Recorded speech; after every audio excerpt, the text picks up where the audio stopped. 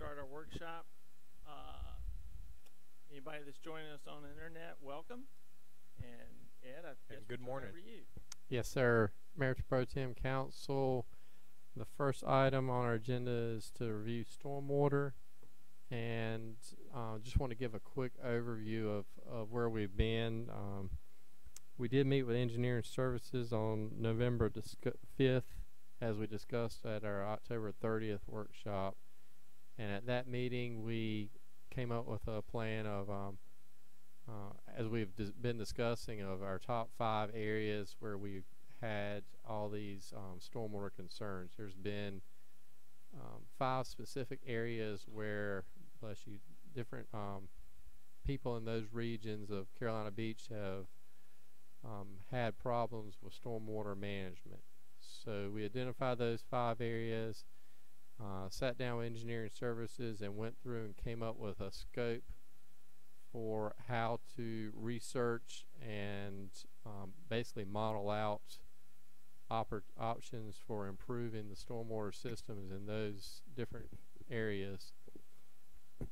And we did receive that proposal from engineering services late last week or middle of last week, at right before the holiday, and walked through it with Brian Cox yesterday afternoon.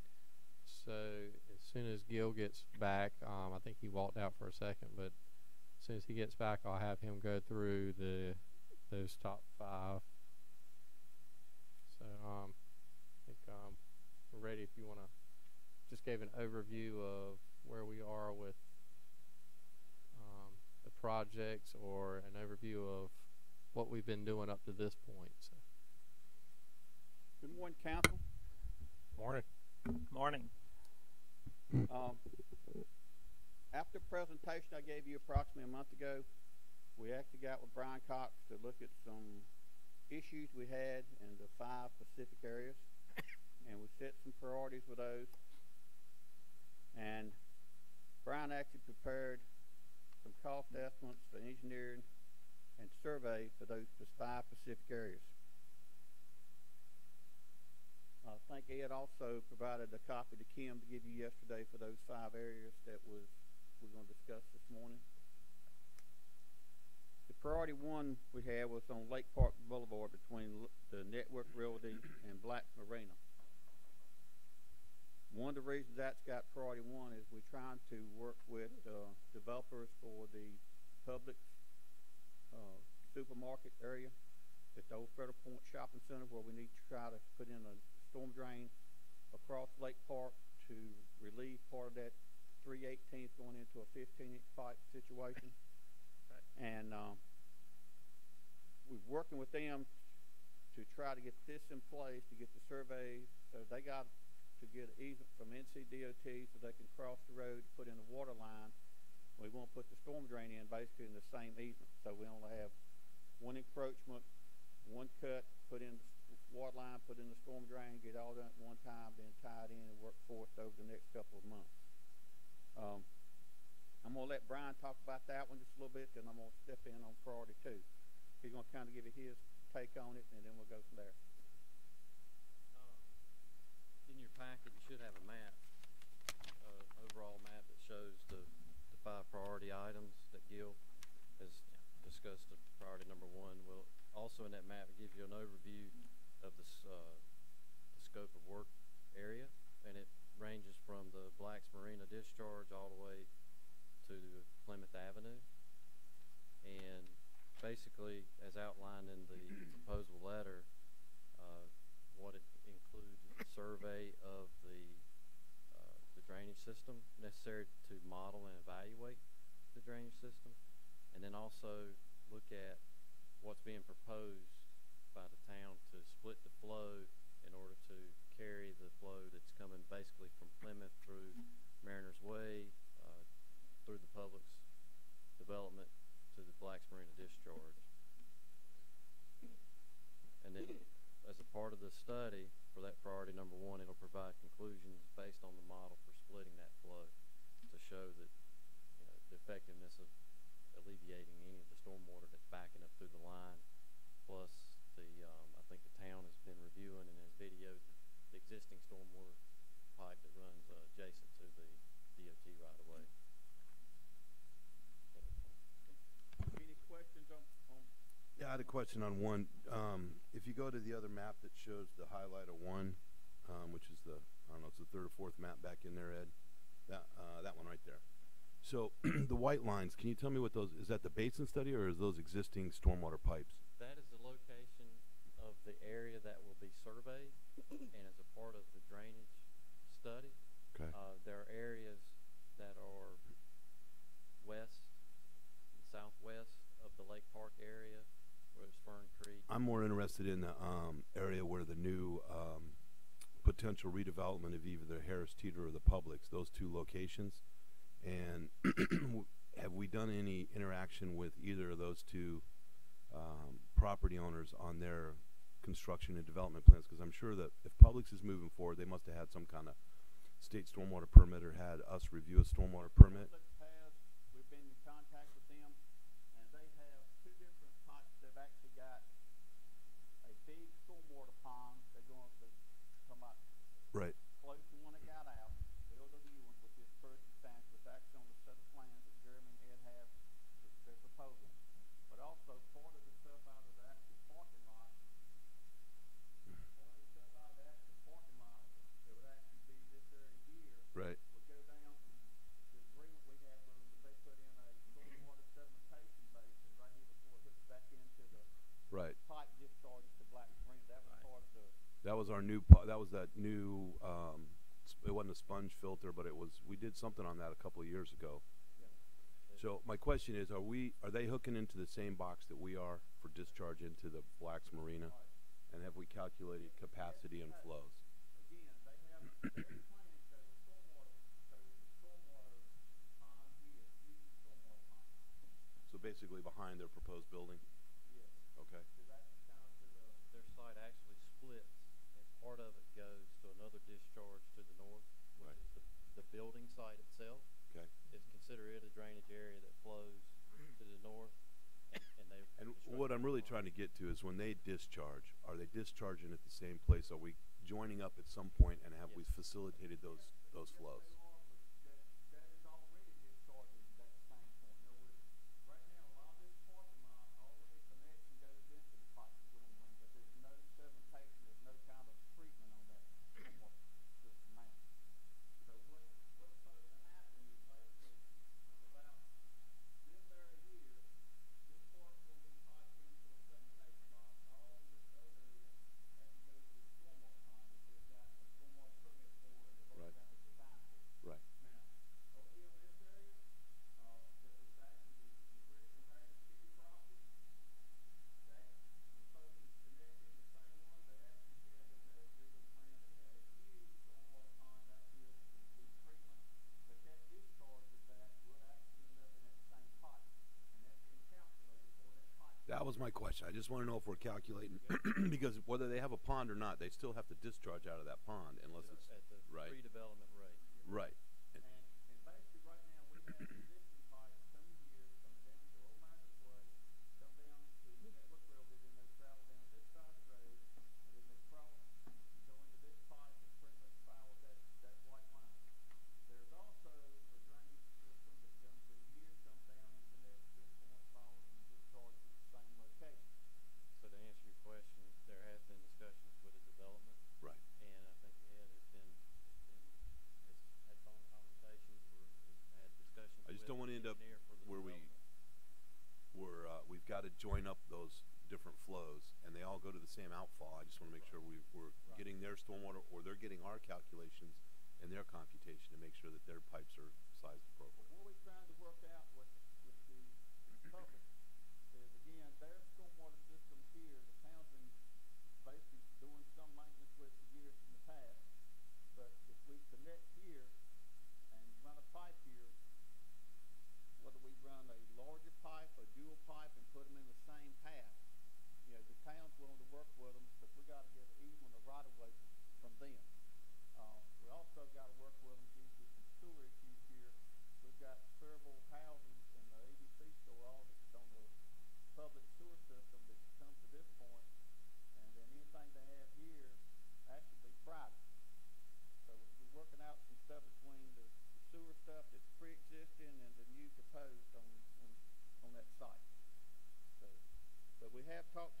landowners. Jeremy's talked to them, Ed's talked to them, we've talked to them face to face in a couple of different meetings.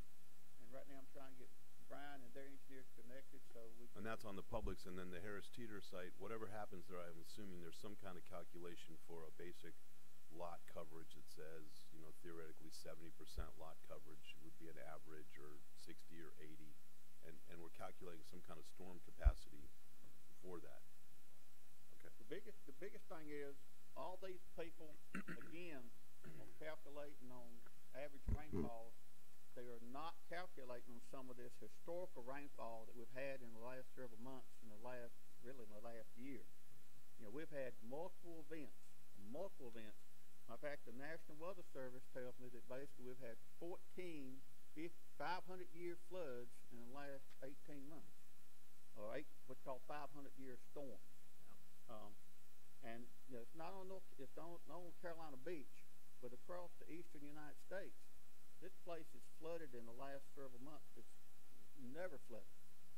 And so when people design this, they go by average rainfall per year, calculate it out, do the modeling, and that's the way a lot of pipes are sized to handle that, what they call predicted rainfall events.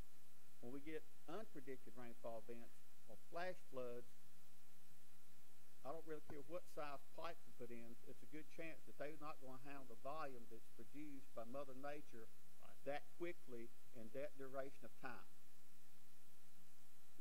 Okay? Any other questions on one? Okay. Good thinking, Steve. All right. On number 2, that was the Texas pump station, and I've written all you guys a detailed, about a 2 or 3 page letter about a month ago about the operation, what was going on with it. And that particular system, again, was installed around 2000. It was designed to be a stormwater treatment facility, and it was originally designed by direction of the town to the engineer. It's only supposed to handle an 1.5 inch rainfall event, and then basically it's supposed to cut off. Well, we've had situations where we felt like that wasn't the best solution, so we've put in controls and stuff so it continues to run at a periodic basis. But that particular pump is a very high volume pump, and a lot of times what happens is when that pump comes on, it pumps the water down at a really fast rate. When it does, the thermocoupling in that pump shuts it off for 6 minutes. And we can't do anything unless we replace those pumps to overcome that 6-minute time wait to protect the pump.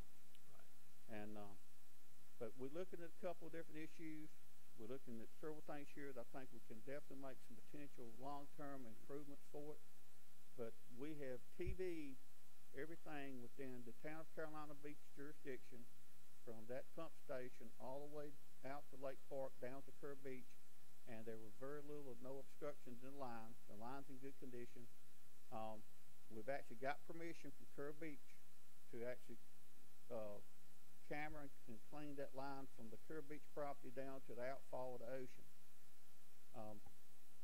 It's going to be a challenge to look at that pipe under the ocean. Yeah. But anyway, I'm going to kind of let Brian address a few things we're looking at, but I really need to get this surveyed and to get this, engineer evaluation, so if we can make improvements, we know which improvements we need to invest our money in doing. Okay, this is priority number 2, and you see that's the scope of the survey areas.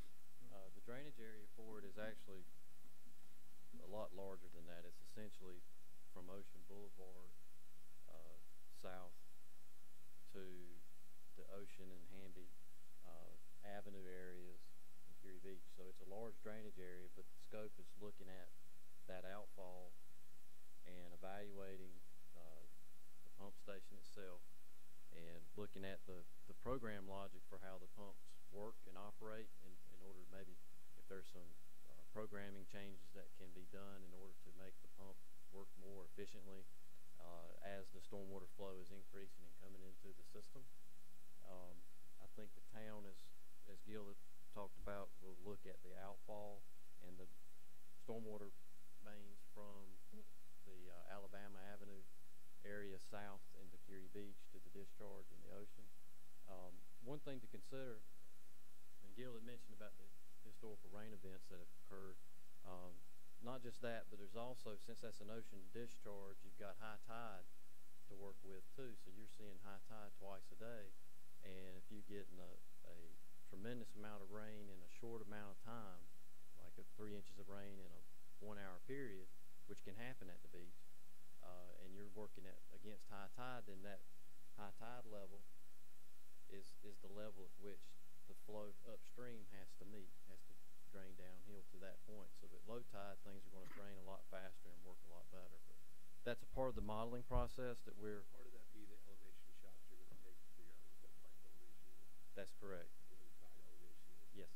So what you're saying is we sometimes can experience down there what we experience on canal when we have a historical rain, which is we're fighting head pressure on our outfall. That's correct.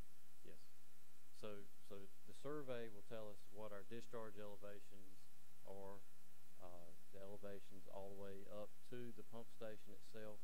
We have a lot of the existing storm drain information that we're going to tie into that and create a model that will look at your worst cases, your high tide elevation, your discharge elevation, and then all of the drainage area that's flowing to that point, and look at what particular storms can create problems for that drainage system, and then look at any future changes that may need to be made. But we also want to look at changes or corrections or modifications that might be made right now and as quickly as possible. We've talked about meeting with the pump manufacturer and the manufacturer that did the program for the pumps, and maybe seeing if there's some changes that we can do there in order to evacuate that stormwater as quickly as possible. Okay. And one other thing we looked at is maybe potentially putting in another pump or even another wet well, and even possibly even doing another direct drill like we done on Birmingham from the lake situation. There's several different potential solutions, long-term solutions that we can develop, but we can't develop anything until we get it actually surveyed and modeled, so we know what we need to do. I don't want to spend money trying to make an improvement, and it may not be the best way to do that improvement. So, well, that's kind of what I told you guys about a month ago, and we're trying to gather all the information, and we currently can fund part of this that's been presented to you today, but we may have to come back and ask for some kind of a budget adjustment to address these 5 issues, be able to handle the engineering and the surveys, so then we could come up with a plan, proposal for any kind of construction that we need to actually do. Any questions on priority 2? On priority 3, that's on Cape Fear and 6th, and priority 3 is broken down to 2 parts. It's Cape Fear, Charlotte, and 6th Street. Then 3B would be 4th Street, Cape Fear, Boulevard area. And I'm going to let Brian kind of discuss those 2 and the reason those kind of split. The scope of work that was given to us by Gil, he actually had this as a priority 3, and inside of that there's really 2 different areas described. So your 3A is from Charlotte and 7th, that runs through an open ditch between Charlotte and Cape Fear Boulevard, and then upstream from that all the way to Harper Avenue. And what we were asked to do is basically survey and verify grade and flow in the area, provide a profile. So we'll get the survey, provide a profile of the pipe and the ditch network that's there, verify that it has positive grade through there. If there's any necessary changes that need to be made, we can make those recommendations. Then for priority 3B. On 3A, Ed, can you go back to the overall map real quick? Right back there. See where you have 3A and you have priority 5, and there's just that gap area in between. Is there a reason why are we not concerned about that area, or? There's an overlap there, and basically at 7th and Charlotte, the storm drain runs south to Henniker's Ditch, and so we're locating one drainage structure just south of 7th and Charlotte, so that we know that that's not an issue. Let us work through the 5, then I can show you why. I mean, I'm just saying there's that triangle there that's, it's not in either of the study areas between 5. This area right here, it's already a pre-existing drainage channel. Okay. Part of it's ditch, part of it's pipe. Okay, but is everything in that white area flowing down there, and you're comfortable with that little triangle between 5 and 3A that we don't As need to of look right at it? now, yes, sir. And we've got some other storm drain pipes connected that comes into to Charlotte in different locations. So we don't have the hard issues here at all. Okay. Up here in this 5, I got a lot of problems. Right. Yeah, we could talk about that in 5, because as you look into these things, with survey and you're getting more detailed information, you can it could take you into another place to where hey, we need to continue down Raleigh Avenue. And the only reason I bring that up is because sometimes what happens is the neighbors that'll be in that little white triangle between 5 and 3, they'll see work happening in 2 other areas, and they'll come and say, well, gosh, you guys didn't think anything about us. Right. As long as we can go to them and say, no, here is the plan, here's where your stormwater goes, we already had those basin studies, or we had that calculation, or you're facilitated in 3A, we just don't need to spend extra money surveying and engineering. I get that, but I just don't want the people in that triangle to call up and say, hey, Tom, you forgot about us. We, you know. Little bit example on this. Matter of fact, when we done phase 1A, we had a pipe that was running pretty much through this area that went under 2 houses and a shed, 2 or 3 huge trees. One of them was a big magnolia tree there in the harbor. And we had like 5 collapses, and 2 of them was under houses. So we actually took all the drainage pipe and moved it over to 6th Street, grout filled all of the drainage that went under the houses that weren't basically in deeded easement to right-of-ways to safeguard the property owner and the town. When we done that, we also done some improvements on a couple of the side streets on Raleigh. So right here, right now, these couple of houses drain down to the used catch basin that was installed on the existing system. But we've got adequate drainage on Harper, and it's graded from here to here. It's natural fall. Same way on this street, and same on this street. And we got ditches. So all this was actually figured in pretty much parallel to 7th Street when we put this new pipe in 6th and run it out.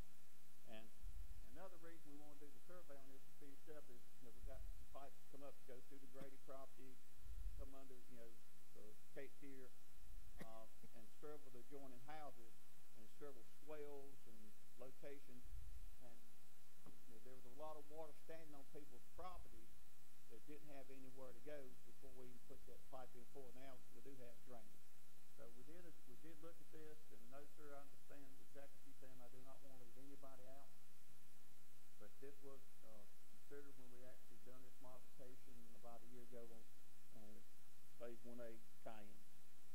Right, and again, this is kind of a general scope area for the survey. That doesn't mean that we wouldn't tie the 2. You're seeing a void area inside. It's not they're not being looked at. It's just that they're not a part of the survey, the ground topo survey.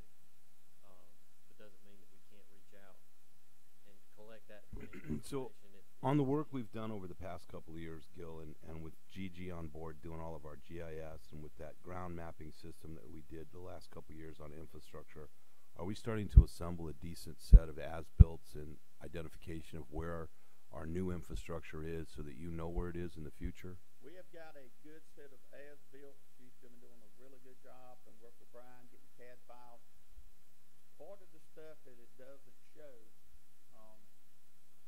for example, off of Goldsboro. Okay? If you go up Goldsboro Avenue, we got plans and profiles. We put storm drain in. We went in. We tied in the storm drainage ponds at the back of Winter Avenue. Well, there's still a couple of properties on Winter Avenue that if you look at the street and you look behind the property is 2 foot lower than the street is on the back side. Where every time it rains, water stands there. I keep being asked questions. Well, can you pipe this into your storm drain system? The problem is when that contour is well below the pipe elevation, it's very hard to do. It's practically impossible to do because gravity-wise, it just won't flow. you know, whatever water's in the pipe's going to go to the low area. And what we've Make it been, worse. and what Brian's been directed in several other projects is, we want you to survey just inside of the town right of way. Don't go outside the town right of way. Don't go surveying private property. Right. The last two projects we've done, we've outreached into the private property to look at those situations, to put in catch basins or whatever we had to put into, prevent a potential, situation due to some of these historical rainfall events. I mean, we can handle an inch, inch and a half rainfall with the system, and a lot of it's got ground absorption. When we get 3 and 4 inches of rain repeatedly, and like the hurricane, we had almost 40 inches at the wastewater plant. We had 29.8, I think, here before the gauge broke. Right. So that much rainfall, and like I sent you guys out a report, you take the area around that lake at 340 acres, and you go 40 inches high, and you calculate how many gallons of water it is. It's astonishing how much volume that typically is. But anyway, as we work through this, we try and get every one of these particular areas, and we're trying to tie it into what we got existing elevations or existing systems. On the second one that we're going to do on B3.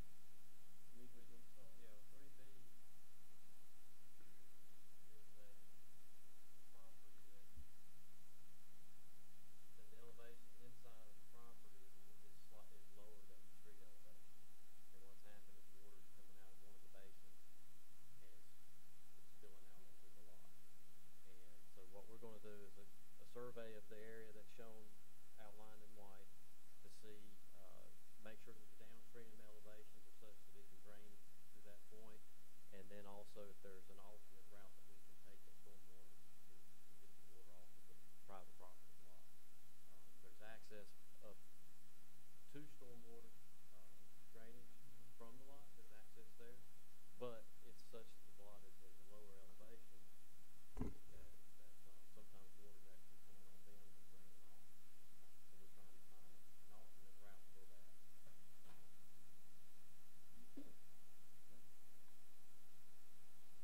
Any questions on the three?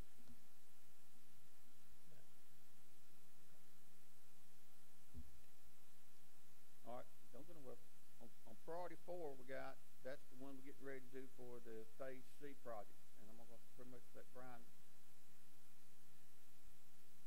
Well, Gil has asked us that the 4A and 4B, basically the Phase C project, which is for replacing the water and sewer, is a state-funded project, and also the scope of work there for the sewer, the state-funded project, is the sewer main on Lake Park Boulevard, and then the water and sewer mains on Lumberton, Wilson, Goldsboro, and also Florence.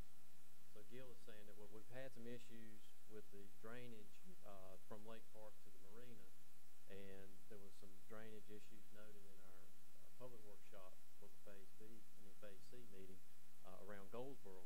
So Gil said, well, we need to make sure that we're addressing those issues during the Phase C project, so that when we go to the construction, we're prepared for that, rather than we're in construction and we haven't evaluated.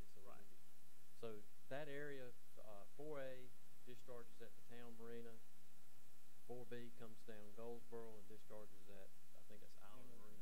Yeah. And so what we're looking at is basically a survey from the discharge up the system through the existing lines. I believe the town is going to provide us with CCTV videos of the storm drainage to verify that it's in good condition.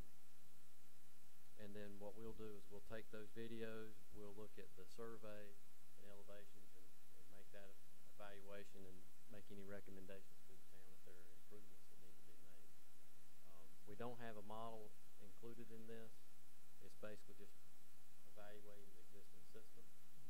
I believe there may have been some corrective measures done by the town on the existing storm drain, so that's where the concern was. Maybe the storm drain is in poor condition, and maybe some failing. Have we seen some improvement on catching some of the sediment before it hits either our marina? Yes, sir. Yes, sir. Back when we actually got permission and a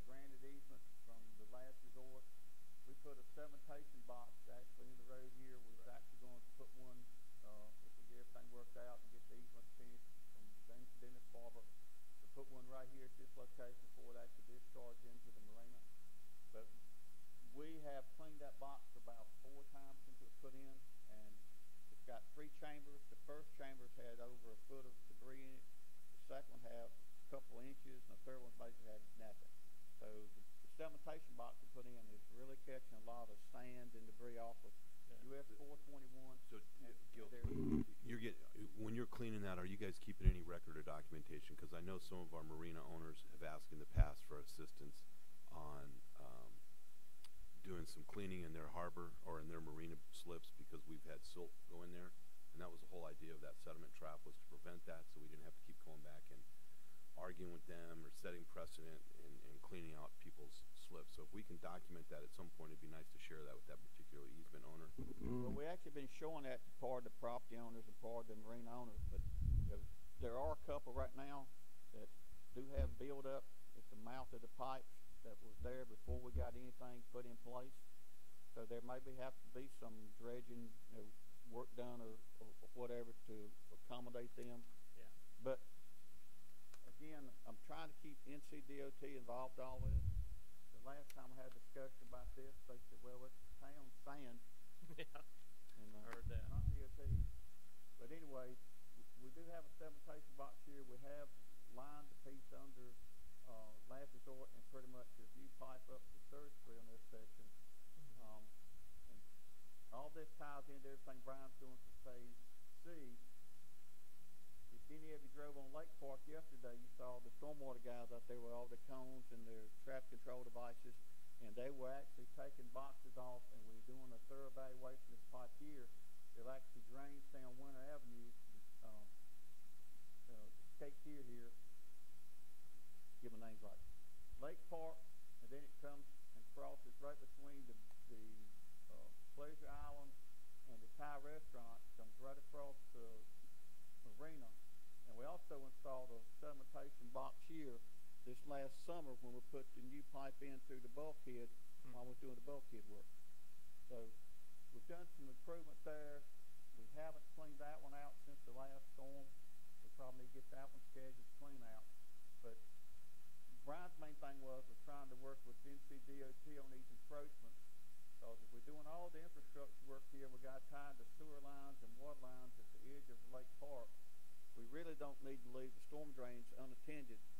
If we're there, we're working, we need to knock that out as part of that project. And I'll also add that, like the Texas station, this one is under tidal influence, and as was mentioned earlier, Canal Drive is similar. So if you've got a high tide, and here a northeast wind is blowing water into the marina, it's basically pushing water into the lines almost, rather than allowing them to drain out. So.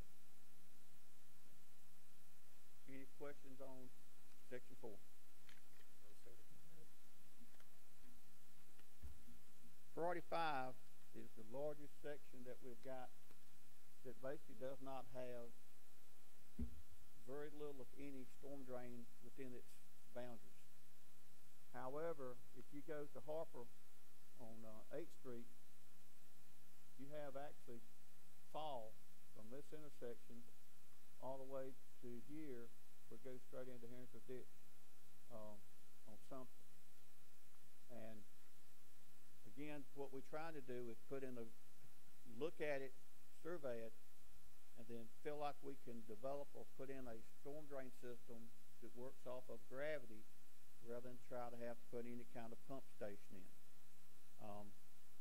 There's a sand ridge right by where Cape Fear is, and that piece of pipe coming through here may have to be 6 or 7 feet deep, which would not be a real big issue for us. Right. But if we had a short section pipe that deep, and long as we had continuous flow, but if you actually walk to Harper and stand, you can basically not see the stop sign. I mean, it's just by line of sight, it is probably 6 or 7 foot of elevation change between that point and on the other end of Sumter. And if we can get the pipes in and put sidelines in and do everything gravity, it's going to cost some money, but it's not going to cost money like the pump station. It won't be an ongoing cost. No, right. Would it be pipes or ditches? Say again, sir? Would it be pipes or ditches? It could be a combination of both. Everybody that's developing lots wants to pipe all their property across the front of their lot. Right. But nobody wants to put in catch basins. But then when it rains, the water's got no way to get into a pipe or a discharge location. A ditch will handle probably 50% more water than a pipe will because it's got ground absorption into the side of it. It's more maintenance required because somebody's got to mow it and maintain it. Right. The pipe pretty much is self-cleaning. It would go clean the boxes out, but if you don't put in enough catch basins to allow that water to convey into it, then you're going to have ponding water at multiple locations. That's another reason that, again, when we do this survey, we can figure out where we can put ditches at. We can tie into existing ditches. We can put in pipes, put in culverts, but trying to design something without a good survey is kind of a shot in the dark.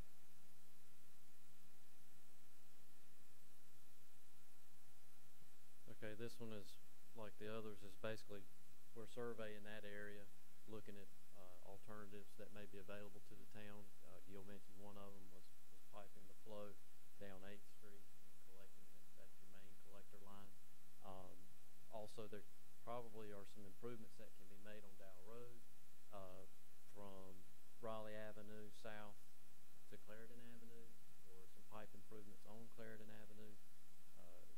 So those are a lot of things that we know about that are existing issues that we would look at through the survey to make any recommendations to the town for improvements. Also, this will we'll look at modeling this system, this main that's been discussed going down 8th Street, and it's discharging the Henniker's Ditch because, again, its flow it discharges to the Cape Fear River, tidal influence. So we want to make sure that what we're putting in is effective and removing that drainage that's creating the problems around Monroe and Magnolia. Will your scope of work make sure that Henniker's Ditch is cleaned out and maintained so it will take more flow? That'll definitely be one of the recommendations, I'm sure, because that's an ongoing maintenance thing. Right. And it's just the It's town. a big ditch. It is. But if it's filled up with stuff, it makes it harder to. Right. So so your overall drainage system is not effective if your downstream discharge location is is silted in. So Correct. Last year, we actually, in our proposal to council for the budget, was actually bringing a contractor and clean from the end of Alabama all the way up to Sumter and get all the vegetation out and repair everything through there. Part of that budget was not approved. Part of it was. I've got about, I want to say $60,000 that budgeted that we aimed to start and get that cleared before springtime. We was waiting to the rain. Again, we've got washouts. Again, due to all the historical rains, I mean, just like we haven't had suitable working conditions to work on the slope of the banks. And what we do not want to do is disturb the root mat. We want to basically cut the trees so we stabilize all the slopes and the banks from the entire length of Henniker's Ditch. And again, for years the town has had a stormwater program, but they haven't really had a stormwater program that had a lot of emphasis put on it and had funding behind it. You know, 2 years ago, you guys gave me the opportunity to bring in a couple extra people so we could start cleaning pipes. They'd never had that opportunity. Right. You know, next year we have the Vector on the budget for the stormwater guys, and they're still using the old one that the sewer guys had for about 10 years. We're doing some repairs to it. We maintain it. We're getting a lot of work out of it, but it's not as efficient as a new one, but we're still getting a lot of work out of it. So the Henniker's Ditch situation is kind of a separate project in itself of maintaining and clearing it. And that's also one of the agreements that we had with, as we started going through and looking at the Matsu agreement with when Mr. Kramer was here, was that our agreement with Matsu is we maintain and keep Henniker's Ditch serviceable. And we haven't done a very good job on doing that to the fullest extent. But we did do work on it every year for the last 3 years. But it could have more work done to it. Gil, that's my question. Do you have an ongoing agreement with Matsu that you can service it at any time, or do you have to contact them before you do it? No, ma'am. We have, basically what was as an agreement was we have to maintain it. They don't care when we do it. Anytime you want. We have a right of way down beside it. We can drive beside it. Scott and his guys drive it a lot of times after a storm, make sure we don't have any washouts to take out the road. And how often do we maintain it? We really haven't maintained it to the degree it really should be maintained. They've been making sure the ditches are not obstructed. The guys have got down there and cut trees out of it and stuff like that.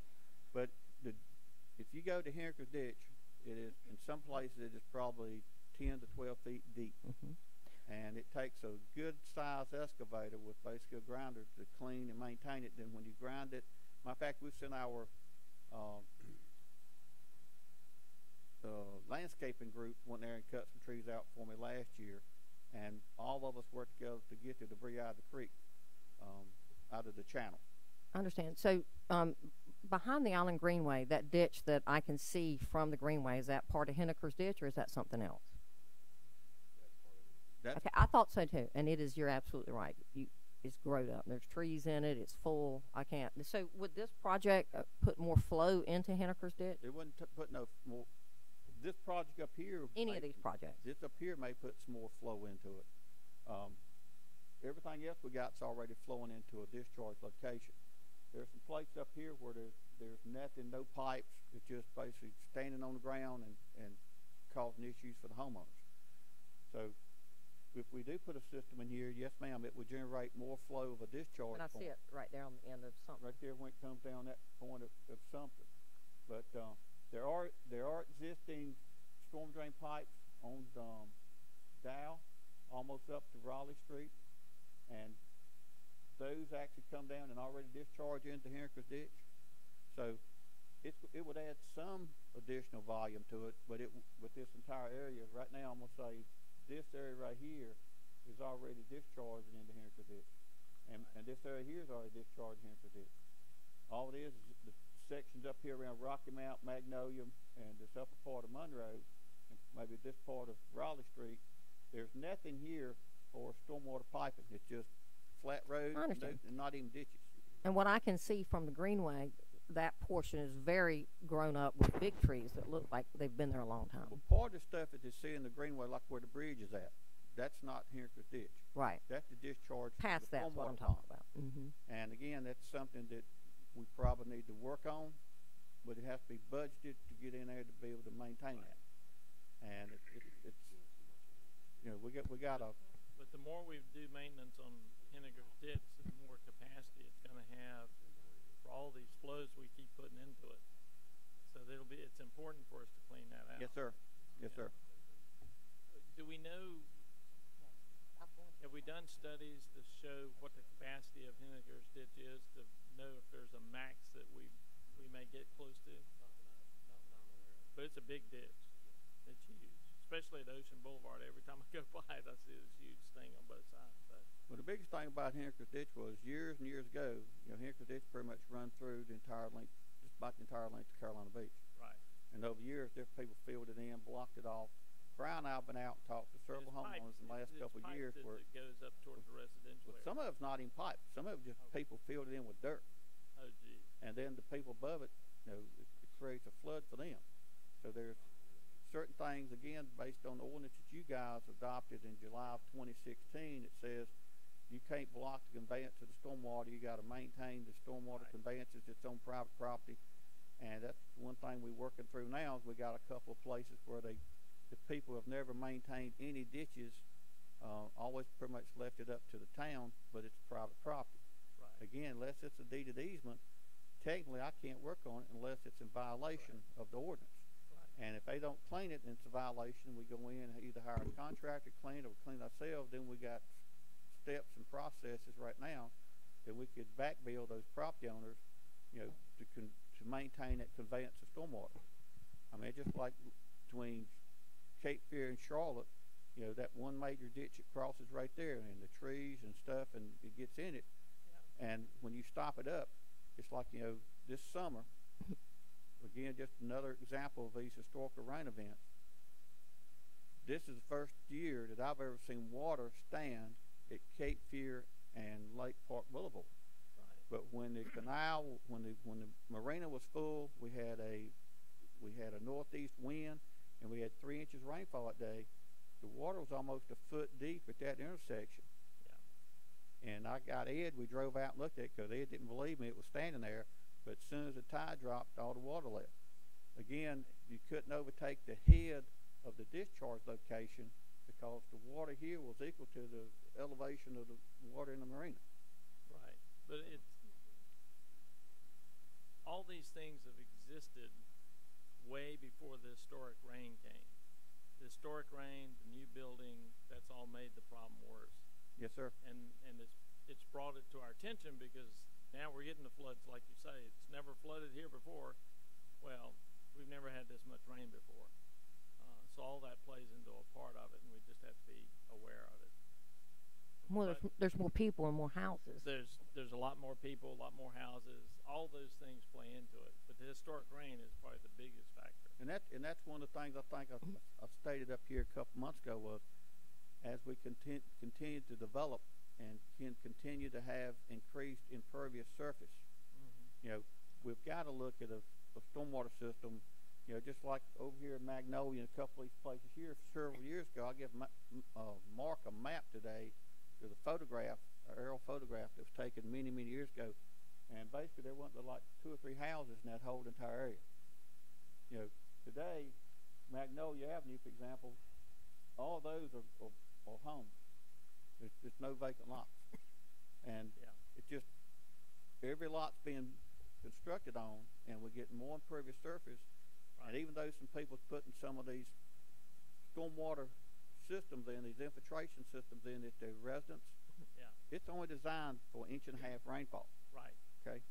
Once we have a 2 or 3 inch rain, that other 1.5 inch of rain is sitting on top of the ground, sitting on the streets, and it's got nowhere to go. And it's once you take away that pervious area and it can't percolate into the ground, Yeah. we got to have a channel or place for it to go to. Right. And those systems that they put in, if they're not maintained, they lose their effectiveness. In about 5 to 7 years, they're useless. Right. And currently, there's no stormwater in that area. Say again, sir. Currently, there's no stormwater or anything in that area. There's stormwater, like I said, from Raleigh Street down Dow. It actually goes all the way to Mike Chapel Park, and then it turns and comes out to Henniker's Ditch. There's some in here that goes to Henniker's Ditch, but most of this area here, there's some on Cape Fear, but most of this area here does not have any stormwater on it at all. Are we charging them for stormwater? Yes, you are, Why is that? because you got a stormwater fee. Yeah, but so they're being charged stormwater, yet there's no stormwater connections or anything for them. Right. But we are planning to add the stormwater, That's- which those fees should That's theoretically be going to that. Eventually, yes, sir. Right. And this Okay. is something that basically for the last 2 years, this area here has been brought as a budget item, but it was not Okay. passed. Right. 2 questions, Gil. One, have we looked at subbing out the maintenance of Henniker's Ditch to get it done on a regular basis? That's what we actually asked for the budget for, was to call a contractor in, because we do not have the equipment to cut the trees without disturbing the root mat and clean out. So what we were doing, Scott actually got, I think, 3 quotes from 3 Mhm. different contractors to come in Okay. and to cut and maintain and get all the debris I'm out sure of there the are ditch. companies that's what they do, and they have the equipment to do it, and ma'am. that makes sense to me. So are we looking at doing that? Yes, ma'am. Okay. So when is that coming up in our next budget, or? I'm waiting for it to dry out enough to get down there so I don't worry about caving the banks down. But that's something we normally try to do in February or March. Okay. What kind of money are you talking about? I think we'd ask for like $85,000 or $90,000. And I that think does we got one 60. full maintenance of it? Yes, ma'am. Okay. All right. Well, that Whole makes sense. year, just one. They can clean it in one period of time, but it was going to be like a 30-day time period to actually clean Right. the And that entire would be the length of the 9,000. I mean, ditch. I think that's a good investment. And I think basically if we do it and do it right Mhm. and do it on a yearly basis, then it's going to be cheaper because the material's Right. not going to be as big and it's going Right. to be less Right. to There'll That's be put right. out. less there. Upkeep. But So then the first time should be more, and the other time should be less. yes, ma'am. Right. Okay. Great. Ma'am. My other question is this: help me, because I don't do this stuff. What kind of time frame are you looking at? I added all the numbers up. It's about $100,000 project just with surveys and engineering. How long are you talking about doing all these at the same time, or in what Well, kind of time? we need to do them based on the priorities we got established, unless the council directs me otherwise. but I've tried to put a lot of thought and process into it and get Brian. It's just like if on the phase 1, I mean the priority 1, that's going to be probably a 30 to 60, 90-day project time to do surveys, coordinating, and we really need to get moving on that one so we can tie in with the public and we can give some relief to that system. Because again, different areas that we're talking about that's discharging into that pipe, it's something really needs to be done. Right. Now, I don't know all the time frames. I mean, the survey guy, I think, can accomplish all this work in probably 3 months. It would be a good estimate for doing most all this for the survey. Yeah, Now, the priority 5 would be the longest lead time, just because of the sheer size of it. So a year to do it all, maybe. Oh yeah, definitely. And that's just doing the work. I mean, that's not doing the work. That's just doing the That's prep just work. on the survey. Right. So what we would look at, as Gil mentioned, is probably about 60 to 90 days on the priority number 1, and we would run concurrently with priority 2 because that's an issue with the town in that we can look at whatever temporary or modifications that may be made to help make those improvements while we're actually doing the model and then investigative work. The other items probably would fall after that. I would say 6 months. yeah, go Good back to time the frame have all of it overall. completed. But that doesn't mean we couldn't start on the work of priority 1 while you're surveying the others, Well, or does it? Yes, we can. In other words, if Brian gets this part done and we coordinate with him, again, if we get some basic information here, we can still get the project started and get the pipe across the road and get tied in and work with Publix. And because they got an existing stormwater plan with all the grates, all the pipes and everything like that. And we can either lay parallel lines or we could possibly tie and work with them.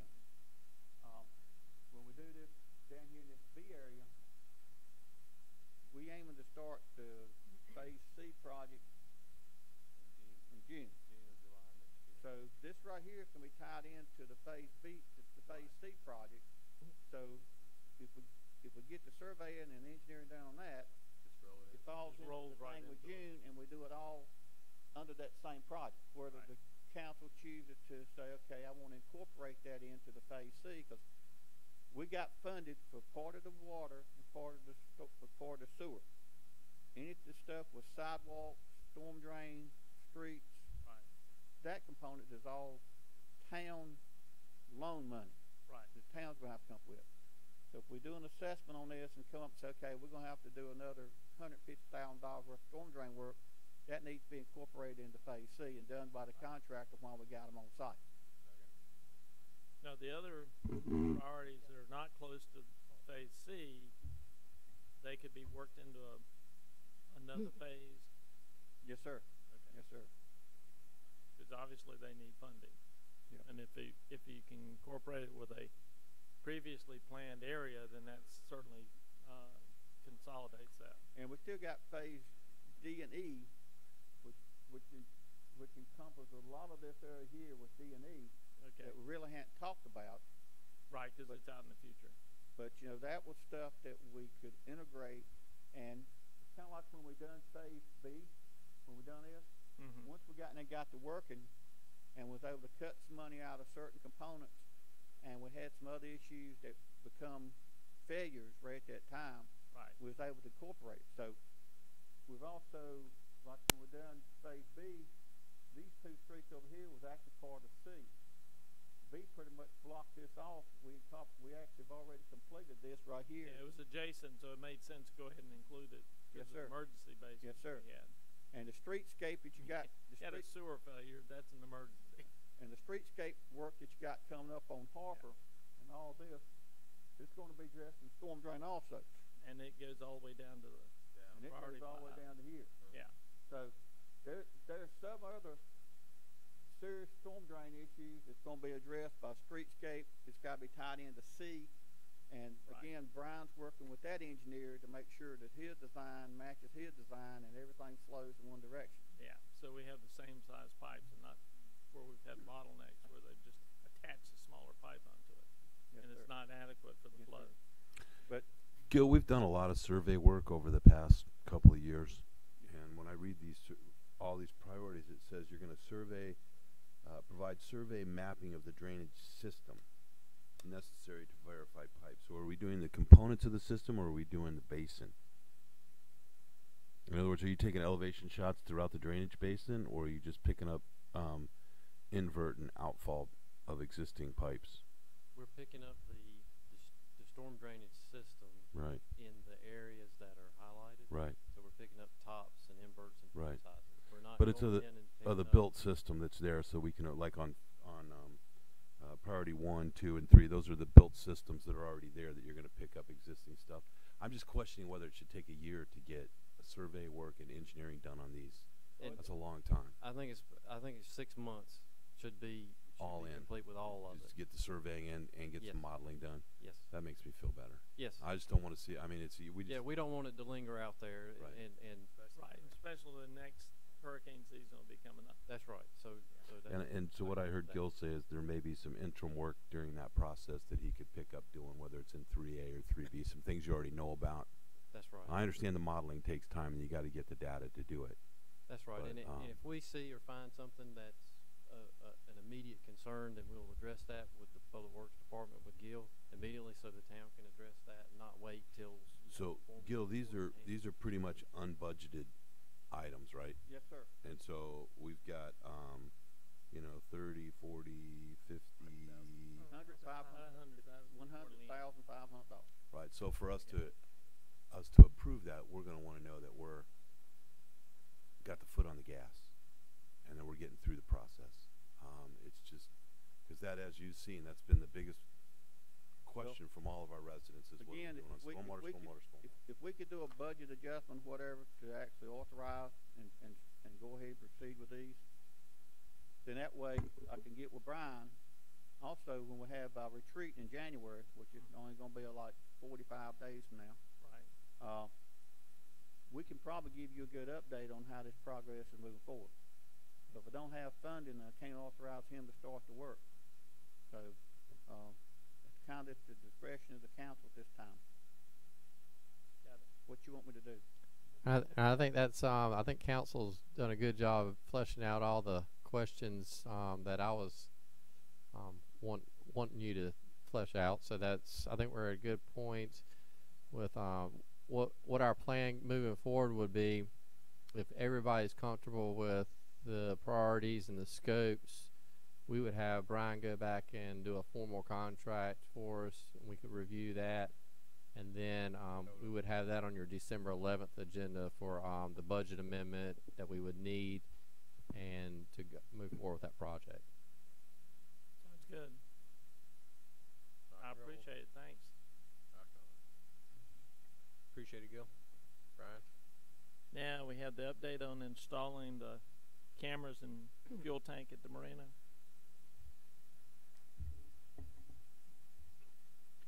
That one's it. That one's it. Okay.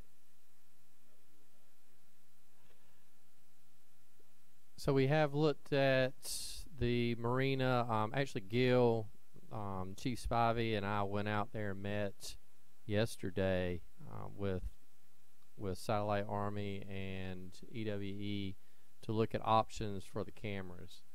And we've been out there several times. In fact, Chief Spivey let me know that I think it was 4 or 5 years ago he went out there and was looking at options for cameras out there. So it's definitely a need, something we've looked at for a long time. Right now we're still working to get the final quotes.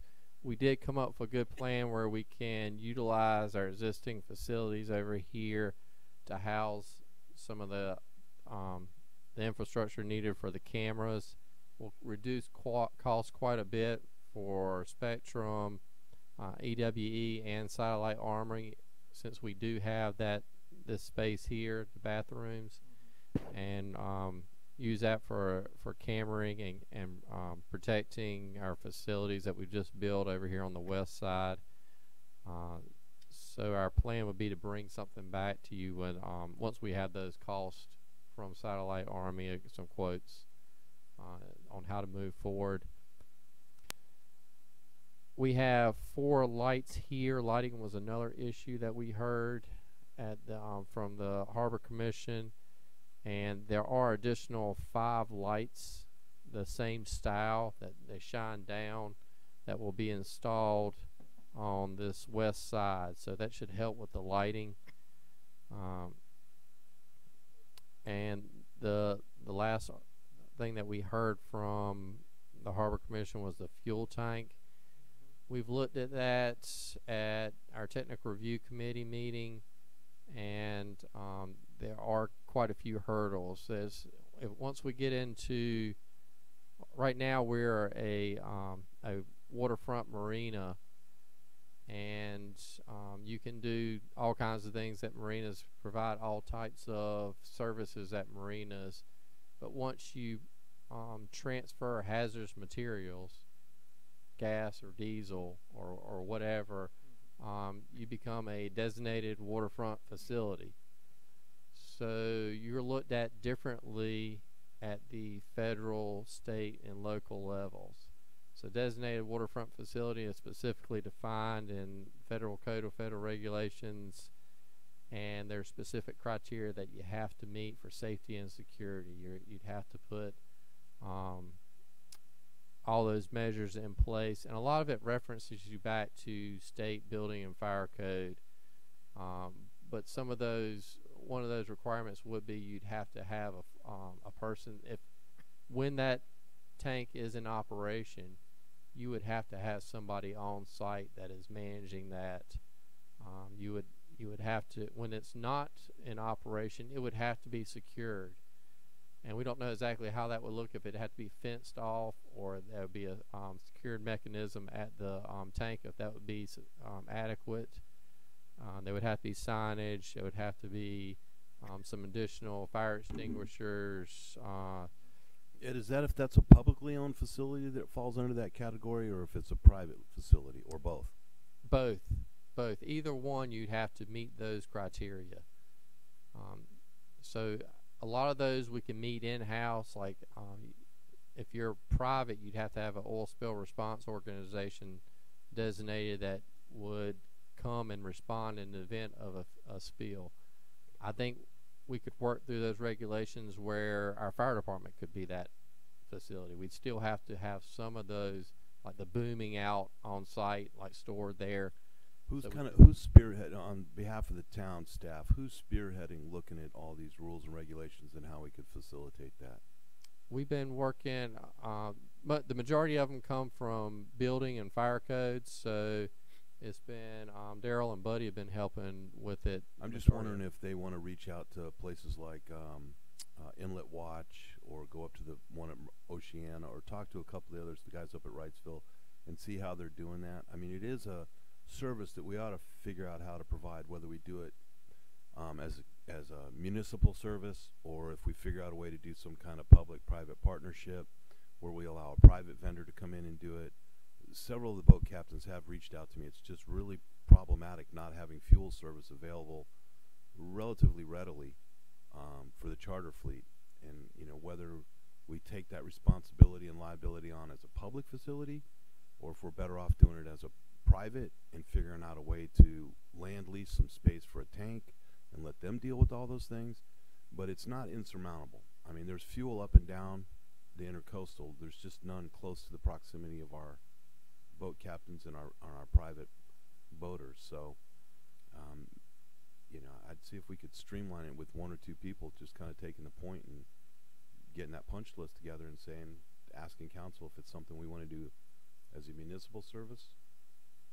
And maybe Ms. Fox could let us know what the liabilities are municipally on that, versus doing a public-private partnership where we make public land available on a private lease basis. There's a solution there somewhere, I think. I mean, I hear from our boat captains and other people that it's problematic trying to get fuel in Carolina Beach these days.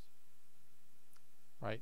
Okay, we can continue working on that and putting some costs together. What it would look like if we did it in-house or contracted out and did a public-private partnership, so we could have somebody manage that. So, and I think that's all I had for the marina. Okay. So Do we have the restroom project? The restroom, Gil, you wanna? Got several things to report on the restrooms. Currently at Alabama, we actually ordered new doors for it, and the wrong ones were shipped, but the new ones have been reordered. The new drywall to painting has been completed. The new lighting has been completed. The petitions are to arrive. They arrived yesterday, and they're supposed to be installed by the end of this week or the first of next week. The hardware and the fixtures will be following, probably in about 2 weeks will they be up and going. The decking in front is partially replaced and will be finished by Lou. The total estimated time for that bathroom to be completed is 2 weeks from today. Okay.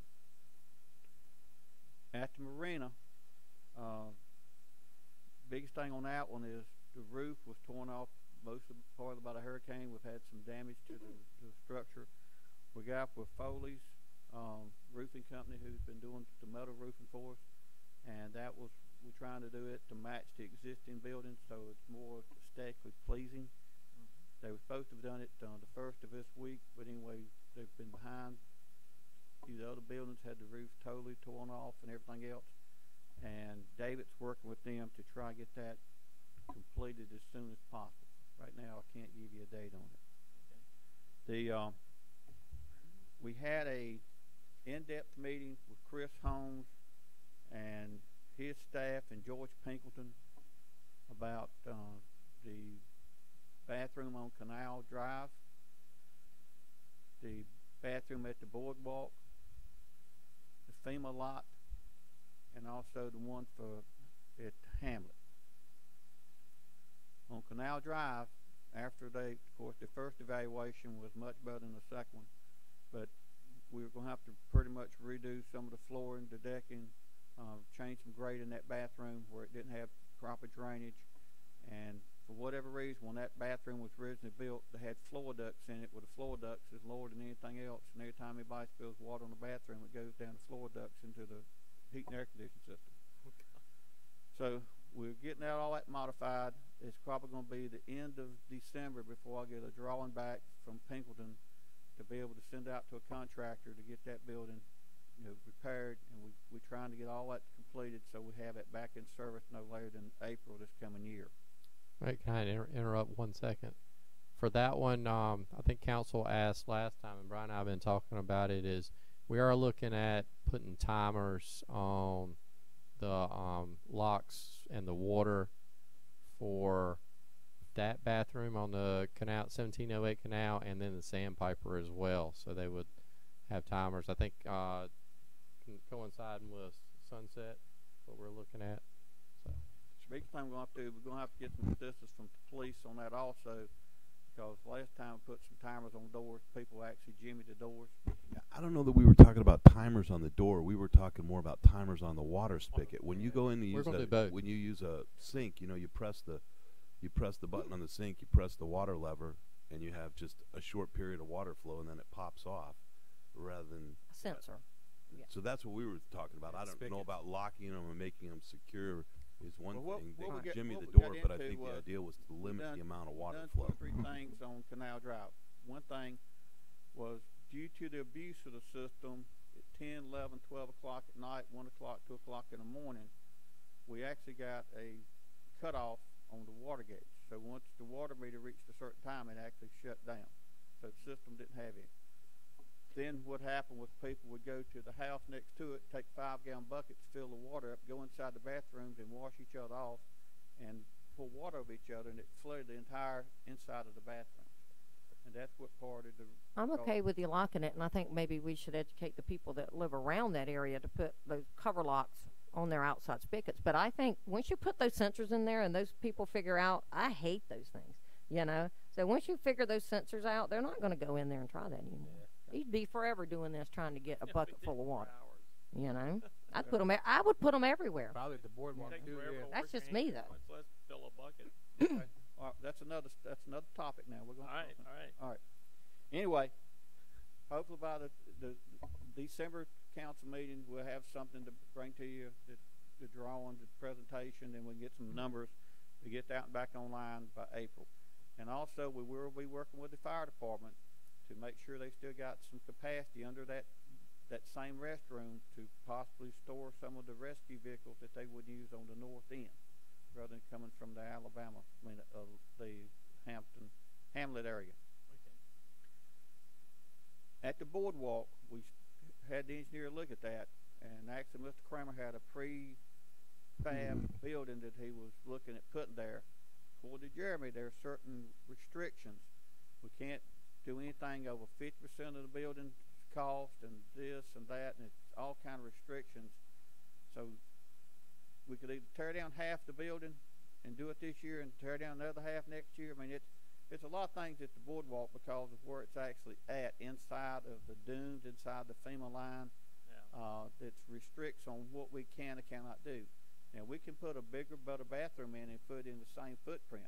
And what I've asked Jeremy to do was go back and see if we can get an exception from CAMA to come in there and, put up a structurally sound building that's got more facilities in it, fits in the same footprint, hooks on the same lines, and would not, stay within that same parameter of the wall, not intrude any further into the dunes, Right. and fit. So we haven't got an answer back on that one yet. And that's with CAMA?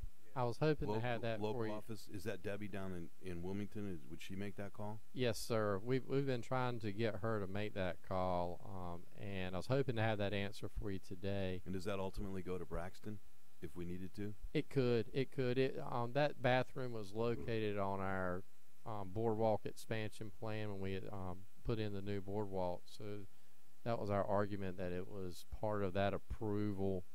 So it shouldn't be looked at as non-conforming. So we could hopefully get away from that 50% rule that Gil was describing. So we're still trying to get that answer from. I wish I had it for you today, but we're still working with them. Are you talking about just putting stalls back in there like they currently are? Well, what we were aiming to do was add another bathroom to each the men and the women's side of what was there now. In other words, if we put a new facility in and it would have a storage capacity in the middle and fit in the same footprint. Part of the stuff we have on the boardwalk at this time, the 2 block, I want to say, barrier walls that's built out front. They're about 6 foot out. It basically was designed to keep people from looking through the door. The new ones wouldn't have to have those. The doors were designed a little bit different. I asked that question just because of this. I don't really care if they're stalls or not. Why don't we just gut the whole thing and make it nice and put a couple of restrooms, whether they be, I don't care if they're male or female, or they're just restrooms. Well, that's what we initially were planning on doing. I mean, we can make them, unisexual, whatever you want to call it, and we can have it. Just a couple of really nice ones. They don't have to be a place where you walk in. I don't know. It seems like every time I go in, stalls are always nasty. Well, we're working with the building codes and everything else. Again, everything's got to meet ADA compliance. It's got to have certain widths, and so when we go in and modify anything, it's got to meet new construction codes. And that's one thing Daryl's been really good about. Said, this got to do this, got to do that, and he can provide us all the information. So once we get it built, we don't have no problems. But that's what's undergoing right now. We're waiting for authorization before I can move forward on that one. Even though the engineer is looking at putting a new facility there or modifying that one based on whatever Jeremy gives him. And you're talking about the existing bathroom Yes, down ma'am. there. So we're also talking about building a new restroom on the FEMA lot. We're talking about putting a new one on FEMA lot. We'll go right to that right now. So do we really need to do a whole lot to the old one other than just make it nice and then maybe make a really nicer one on the FEMA lot? Based on the requirements that I was given several months ago, we want to have anywhere from 6 to 8 bathrooms, toilets, or facilities for the men and the women in the boardwalk area. And what we intended on doing is improving the one on the boardwalk, and but we need to build the one on the FEMA lot first, because we don't, then you ain't got a bathroom at all to do. Right. You build a bathroom on the FEMA lot, and it's actually designed to have Boardwalk. six stalls for the ladies, and on the men's it's going to have 4 urinals and 2 toilets. Each one's got 2 wash facilities, like a double sink, and I got a storage facility to keep stuff in it. Again, we had that surveyed, And that's one thing was required also to meet the new elevation for floodplain, everything else. And was really wanting to have it on ground level, but I think it's going to have to be up a couple of feet according to what Jeremy's telling me. So if you go to Canal Drive and look, the boardwalk's here, and it kind of drops down on Canal Drive, and it kind of comes back up with Matt Murphy in his building. We may have to fill that lot a little bit, but that's what we're determining right now. But the survey has been completed on that. It is in George Pinkerton's possession right now. And again, I'm looking for 30 to 60 days to have something back here. And if we can purchase a prefabricated building, that's something you can put up in 30 to 60 days. I mean, it's just getting the foundation set up, then set the other components in. Again, Daryl's given us certain things we got to follow suit on, and he's got to work with the architect to make sure it's designed. Right. And we already got water and sewer taps on that lot, and if we get that facility in, then we can start demolition and working and whatever on the bathrooms and on the boardwalk. And if we want to use the same size facility, just put stainless steel dividers in there and dress it up a little bit, we can do that. Where exactly is it? What's the location? I know on the FEMA lot, but where? It was actually. It's not going to be right in front of the new restaurant, I assume. No, but it's basically going to be facing Cape. The entry side is going to be on Cape Fear Boulevard off the sidewalk. And what we're trying to do is keep as much space as we can behind it, between it and the pump station, because we have to go in and pull the pumps and do work at that pump station. Also, we got the easement right away there for all the power transformers and everything else was set for all the underground. So it is in front of the new restaurant. It is right there beside the restaurant. It'll be beside of it. So it's not in front of it, it'll be beside of it, Is that the only location you can put it? pretty much. That's the only lot we have. I understand, but is that the only location on the lot?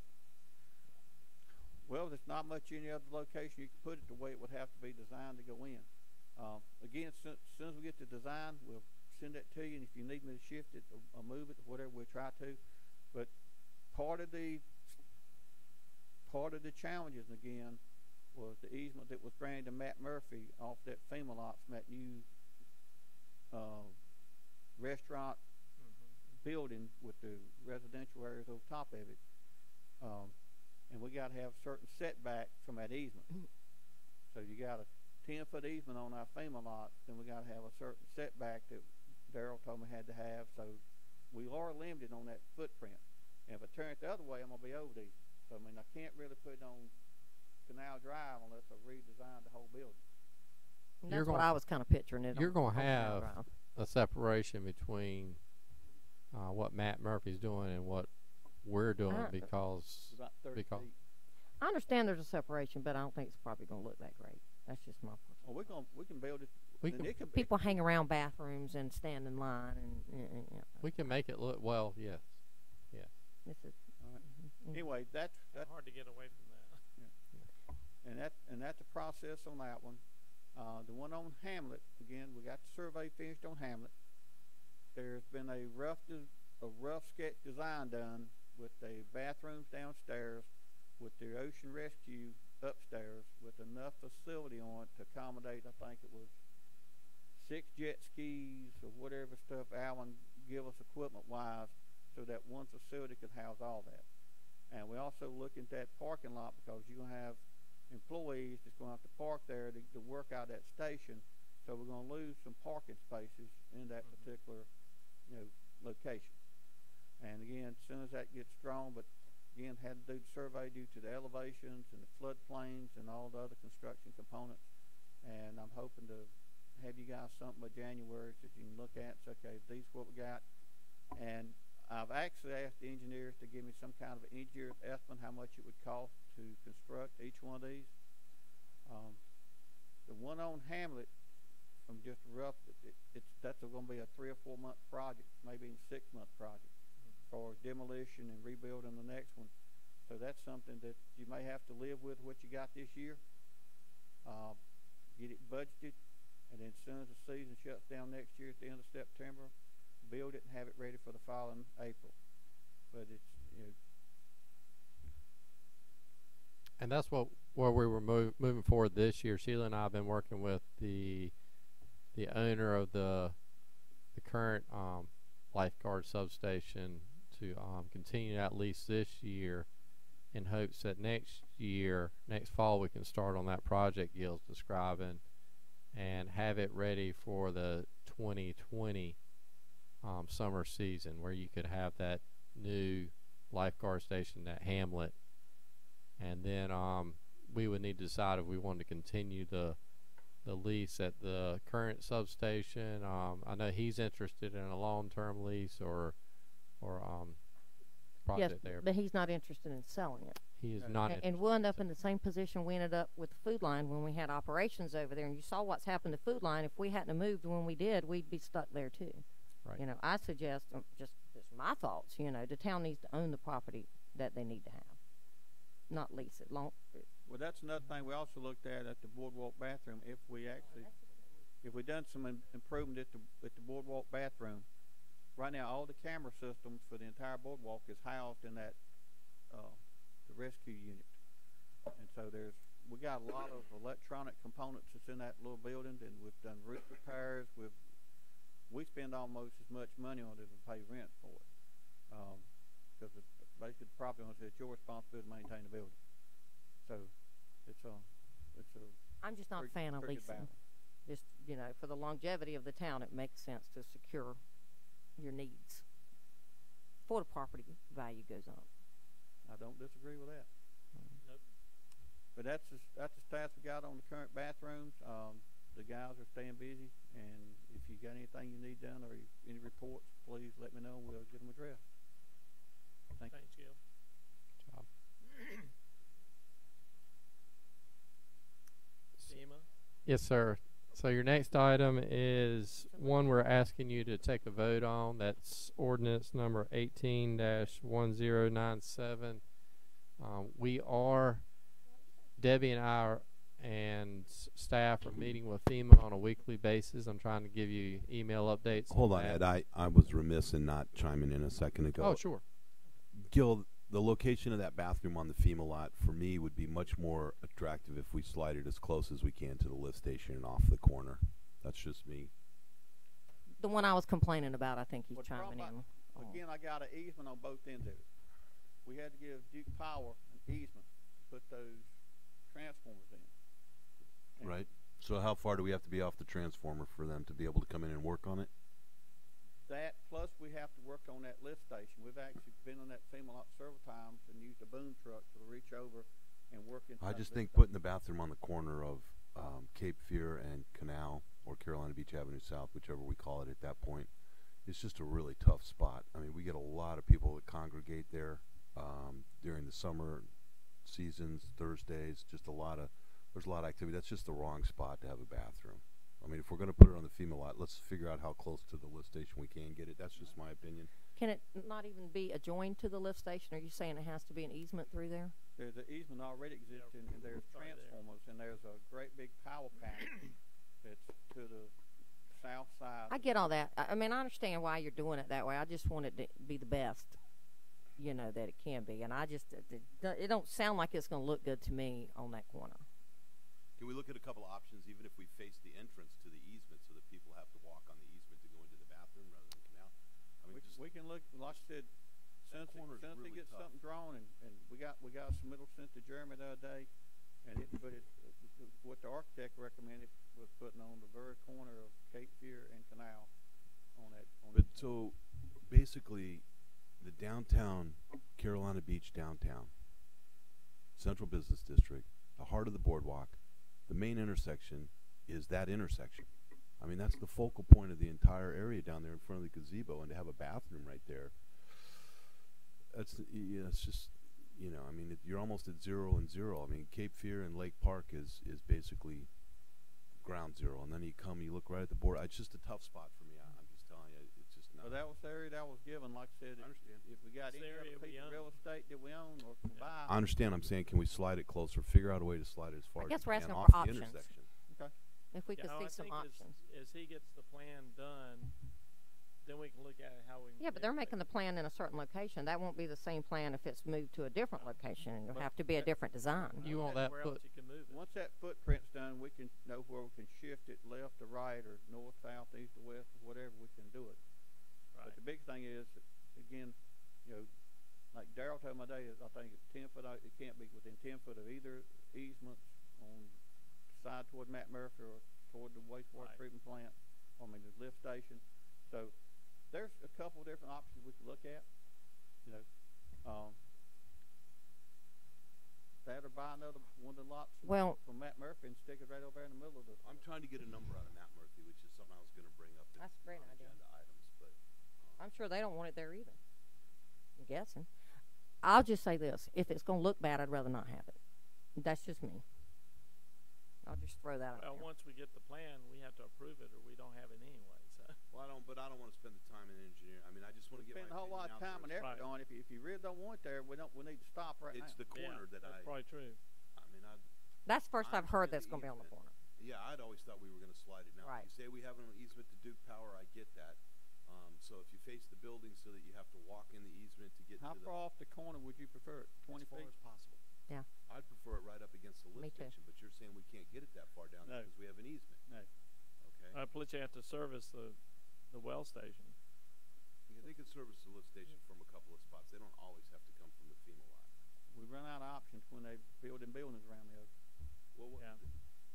I mean, the lift station has canal on one side. It has the garbage cans on the other side. Okay, and the back side of it's a parking lot. So, I mean, we have the only side that it potentially could be is the FEMA lot. The other three sides are empty. So, I mean, if we really have to service that lift station, we can do it from canal, and we could certainly do it from the garbage can side where those commercial dumpsters are. I'm just saying I would prefer to have it as far off the corner as possible. If we have to deal with an easement for Duke Power, I understand the easement. Right. What's it, a 10-foot, 20-foot easement?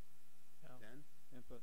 Can we get an email with a sketch that shows us that FEMA lot and the things around it, where we have some landmarks and we can kind of look? Yeah. We've actually got a thing at George Pinkston's at the Jeremy. Yeah. And it's got 'Cause a. that way we can Cause the all building- know the exactly building's what we're talking about. 22 foot 6 inches by 29 foot something. Yeah, if you can kind of put a rough estimate of what size, It's already on the plan. It shows the Oh, that- size and it's on the. and it has the easements. I'll have to check if it's got the easement. Yeah, if we can get the easement, so we know, okay, this is our limitation within this thing. Because really, if we don't feel like that's the spot for it, we need to stop now. Yes. Because you're right, Yes. Steve makes a good point. It's going to be an expense we shouldn't even follow through on. Well, like I said, I'm phone directive out. But it I mean, it's just sinking in for me because it's really the first I've heard it was going to be. I always assumed it I would be think by you- the dumpsters and the lift station over there. Well, I think you make some good points, but I would feel better. I think Joe Dan agrees that if we get that sketch, we can get a little bit more familiar about. You two are agreeing down there? Okay, Of just course. checking. We're not used to that. Any other questions? That's right. Oh, and we're not criticizing. I'm not criticizing. I'm just saying what I think, and if we could have options. Well, no, and I think that's a good thing to talk about now and not later when we've spent money we don't need to spend. All right. So, do you need a motion from us on the? Just a quick update. We have been meeting with FEMA on scrutinizing what expenses are going in what categories. They have categories for emergency repairs, debris management, parks and recreation, all the different categories. So we've been meeting with them on a weekly basis and going through how those, making sure we have all the information that they need. So when we put it in their portal, they have a online portal that we have to formulate everything, fill in every blank, and submit. This is the first year they've done it this way. So we're waiting to see how this turns out, but we can do multiple submittals, and hopefully this week we're going to be doing our first submittal in the portal and see how that goes. See how fast they've. It gets processed because the debris is a big one, and that's one we're trying to go ahead and get moved forward to see how quickly we can get some of the reimbursements.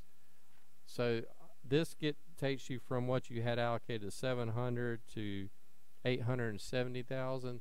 The big outlier that me and Debbie see right now that we don't know is, and I'm trying to schedule something where I can get Gil to meet with me and the FEMA folks at the marina site We have a repair of the marina that we can do, which is probably going to be about $140,000, or replacement, which is about $3,000 a linear foot. Replacement's a lot more money, and if we can get FEMA to help with that, that would be phenomenal. So we're going to be, and they would prefer to build it back better Yeah, than that's doing what they told us at the NC byways. So that's right. we Than need doing to a take Band-Aid. advantage of that. So If they want it better, we can build it better. So we still have to have that on-site meeting. I'm hoping mid-December we can have that meeting with them, and we'll know more. But that would be a substantial that you would look at doubling that $870,000 if we did that for them or more for I think that was just alone the west side was more than that. So you're doing the potentially the south and the east side. Mm-hmm. You know, you're looking at a big chunk of change from FEMA if we can do that. So we're still waiting to see. But for now, we're just trying to keep up with the costs that we have to date, which is what this ordinance is before you. Which basically FEMA requires you to pay it out of your money before they'll reimburse it. Yes, sir. Yes, sir. This is to keep up to that so we can get all that reimbursed. Right, and we're trying to move as quickly as we can through that process. We're trying to get timelines from them, but they've never worked through this portal process either.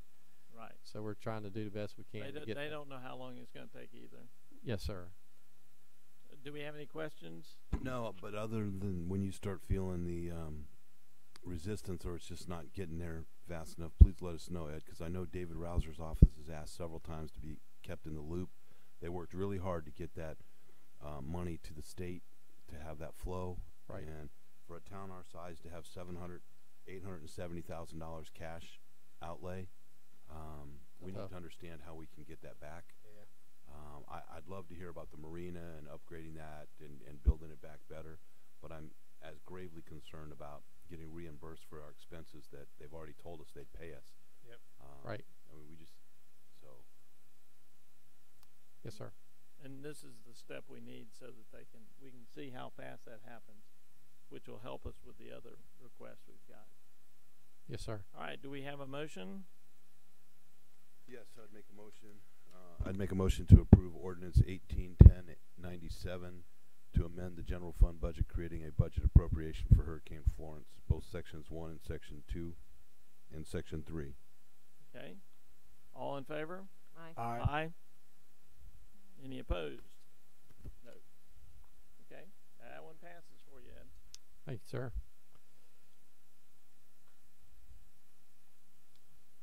Okay, the next item is our Hurricane Florence after action review. So we did conduct after action reviews by shift. So like Chief Spivey and I were on the night shift. So we did go through and hot wash that, how things went, and the department heads also went back and got those comments from all the staff that worked the storm. But what we hadn't done is really sat down as a group and gone through and done a true after action review of how things went and taken into account all those hot wash comments that we got. So that's what we've been doing over the past few weeks, listening to council say, hey, you really need to do this. So we did meet with Curie Beach and talked about how things went on their end and our end. Mostly we talked about, as you can imagine, the bridge closure and the reentry. Comms with New Hanover County EOC was another one that we focused on. Then the department heads also had a meeting to lift out, to go through those staff concerns and figure out what are the root causes and how can we fix those issues. So what we've done is come up with these highlights for the after action meeting, which gives you the main topics, and I'm not going to talk through each one of these, but these are the main topics that we identified as areas for additional that we need additional discussion on before moving forward. So what we are looking at doing is assigning 5 committee groups with our staff, and all those categories I just showed in the last screen are summarized. Like committee 1 is how to sustain basic needs of staffing during an incident. Review all town property for structural ratings, emergency backup equipment. So we often talk about having comfort station for the public, how we're going to maintain those types of facilities. What we found is we somewhat struggle with how we just maintain if our folks are housed here. Like I used an example of we sent all our laundry to Chief Spivey's wife. She went and did a lot of our laundry for us. So, but yeah, having those types of facilities here, showers. We do have some showers over at the police department, but they're limited. And then we lost power, didn't have a generator for the Parks and Rec building. So just maintaining what we have here is committee 1, and looking at what kind of events our buildings can withstand. So we know where our emergency operation room, what it's rated for, but the rest of like the Parks and Rec building, at what level do we need to say, okay, we don't need to be in that building. So that's one group. Committee 2 would be review the basic plan with a focus on activation levels. This is the activation level and staffing levels. And you see us sending out emails to you of like we're at activation level 1, level 2, and level 3. It's very vague in our plan now as what that means and what that means for our staff. And we really want to hone in on that. And you know, during this last storm, we let a lot of folks go with their families and go evacuate, which is good, but we really need to have a structure in place where we have enough people to maintain a day and a night shift. And we had several folks that were working 24/7.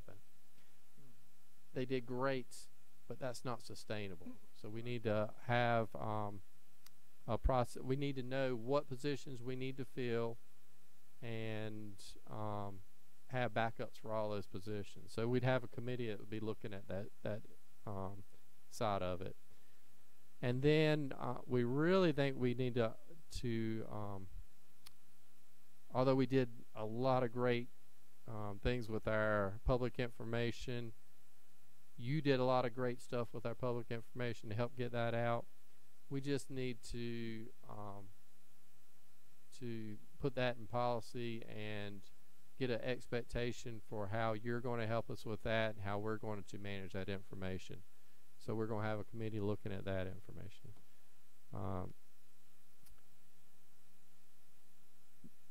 This is the committee 4 is what police and fire are really going to look closely at, and those are our annexes in our plan now for evacuation, bridge closure. I think everybody agreed we would move away from the tick cars and go with the vehicle IDs is what we're looking at doing, and if we could combine those with the parking as well. Is that something you can have in place by January when everybody gets their parking passes? Yes, ma'am. That's our plan, is to have that in place. And then committee 5 would be to develop a policy for employee compensation. That's a committee that we actually had in place before, based on all the issues we had with the storm and how we're paying our employees, especially our salary employees, during a storm event. So that committee is actually already in place. I think it's appropriate. It's Christmas, so we have manger leave, but we may want manager leave. Oh yeah. Thank you. And so this is a tentative timeline that me and the fire chief put together. What we'd like to do is have these committees come together, meet, and hopefully we can do it all at the same day. You know, we've tried this in years past. In 2016, when we adopted a plan, the fire chief's out of town today, but he sent out, say, hey, I need this information back. But day to day takes takes over and you never get to it. So we want to allocate some time for these committees to meet, have specific questions for them to walk through, and then come back to the fire chief. He's going to have a committee that's going to help him, a couple of folks with him that will help put all the changes in our plan. We would then bring that back to you for adoption, hopefully sometime later in the spring. And then usually at the beginning of hurricane season, we like to do some kind of drill exercise. And I think we can incorporate, I think we'll have a good foundation. And these 5 committees can work and help put together their part of the exercise and kind of train the other 4 sections. Good. So that's where we are with the after action. I'll certainly take any questions. That's great, Ed. I like the way you broke that up, and you'll have different people who have skills that are better at each one of those 4 or 5 committees. I think that's a great idea. And the idea of a generator for the rec center makes sense, so you can use those showers in that area. They can even be sleep cots put in there. It's a lot more space over there. A lot of space we didn't utilize. Right. Potentially could. Right. Yeah, it's a comprehensive plan. I agree. It looks good. Good job.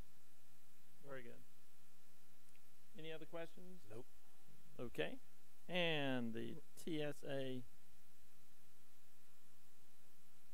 grant. And that was Jerry. I think it was. I haven't seen Jerry this morning. Be here. Yeah, he's supposed to be. Can you grab him? Hopefully not. Are you talking about Jerry Hare? Is that? Yeah, Jerry. I know a little bit about this just from our discussion with Bike Ped. There were some opportunities with what's her name? Here he is. There he is. Okay, Jerry, go ahead. I was stalling for you. I was telling jokes till you got here. Well, Jerry, you just wanted an entrance time, didn't you? How was that, Steve? We're fine now that you're here. Good.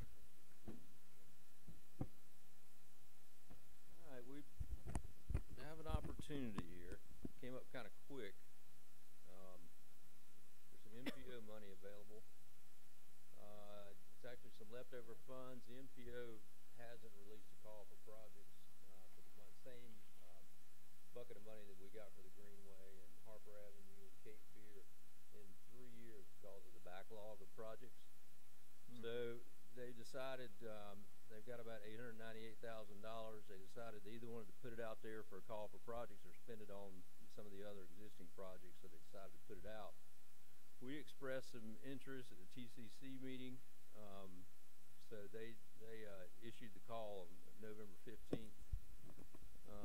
And the projects it's kind of limited because they have to be in the Cape Fear 2040 transportation plan. And so it's an 80-20 match deal. Again, $898,000 available funding.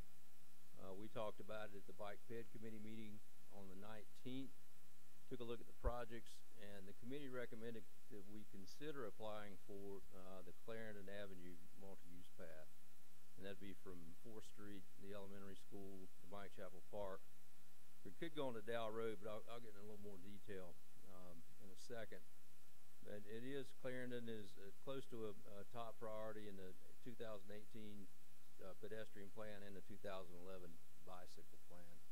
And it'd be pretty similar to Cape Fear Boulevard, 10-foot paved path with streetscape. We're on the tight schedule.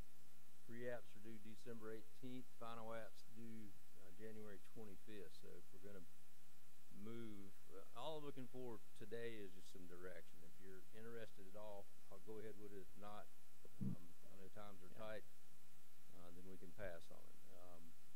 So if we move ahead, then we'd submit the pre-app. If that's deemed acceptable, then I would come back at the January meeting with a resolution of support, have these numbers tightened up, and we'd move forward and do the meet the deadline for that January 25th submittal. And these numbers, I tell you, I've gotten kind of gun shy with these estimates. I looked at the numbers of what we did Cape Fear for, and I looked at what the high bid was, and then I tacked on 15% on that, and then I tacked on a 10% contingency, and it pumped it way up. you know, I think we can probably do it for less than this, but, this estimate, what I'm calling my high estimate, is, total cost of $774,000, about $619 in grant and $154 in town match.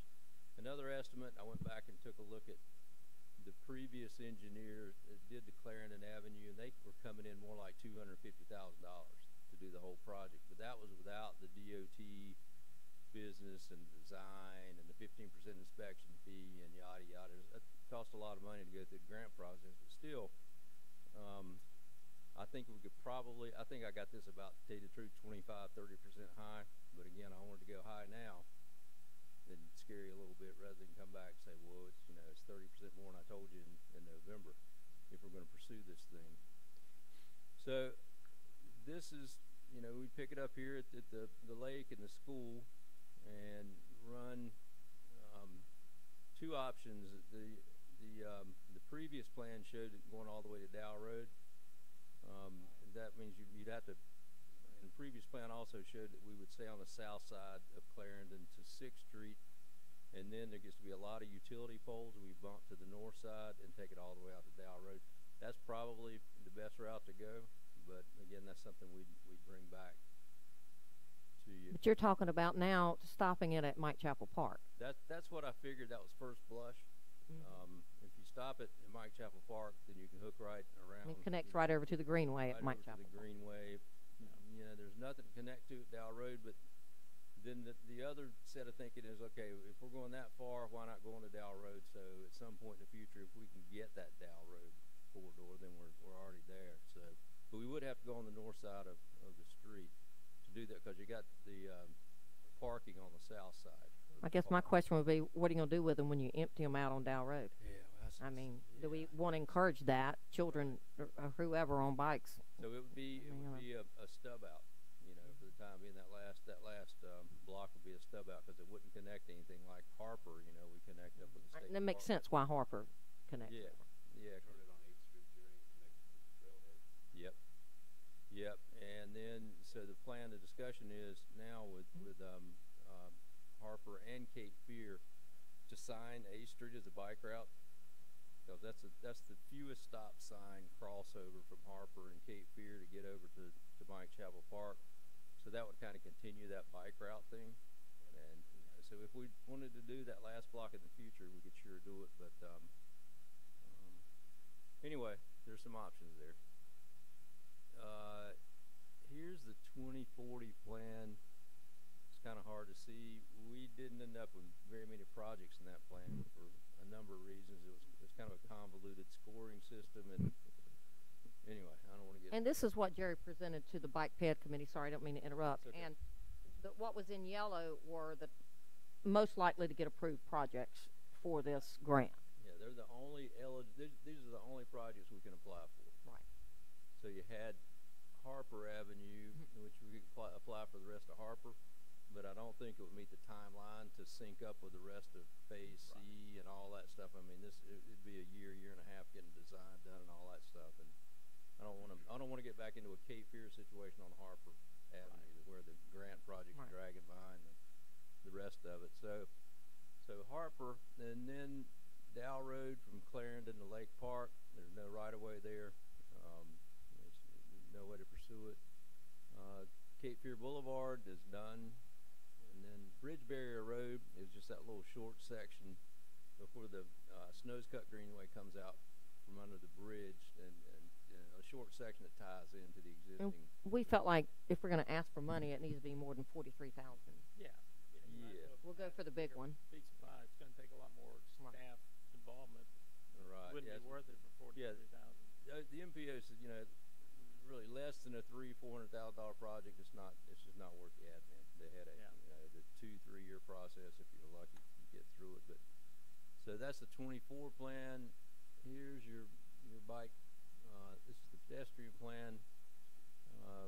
Clarendon Avenue is listed there, and then in the bike pedestrian plan for a short-term project back in 2011, Clarendon was number 1. You know, for obvious reasons. I mean, it connects up Lake Park, the school direct link down back to Mike Chapel Park, and especially down with the Greenway in. There's a lot of kids, a lot of folks going back and forth from the south end of town, Wilmington Beach. They're loving not having to get on Lake Park Boulevard and come right Or down around the road. to the school, to the park, Yeah. and on around to the school. Makes a nice loop. So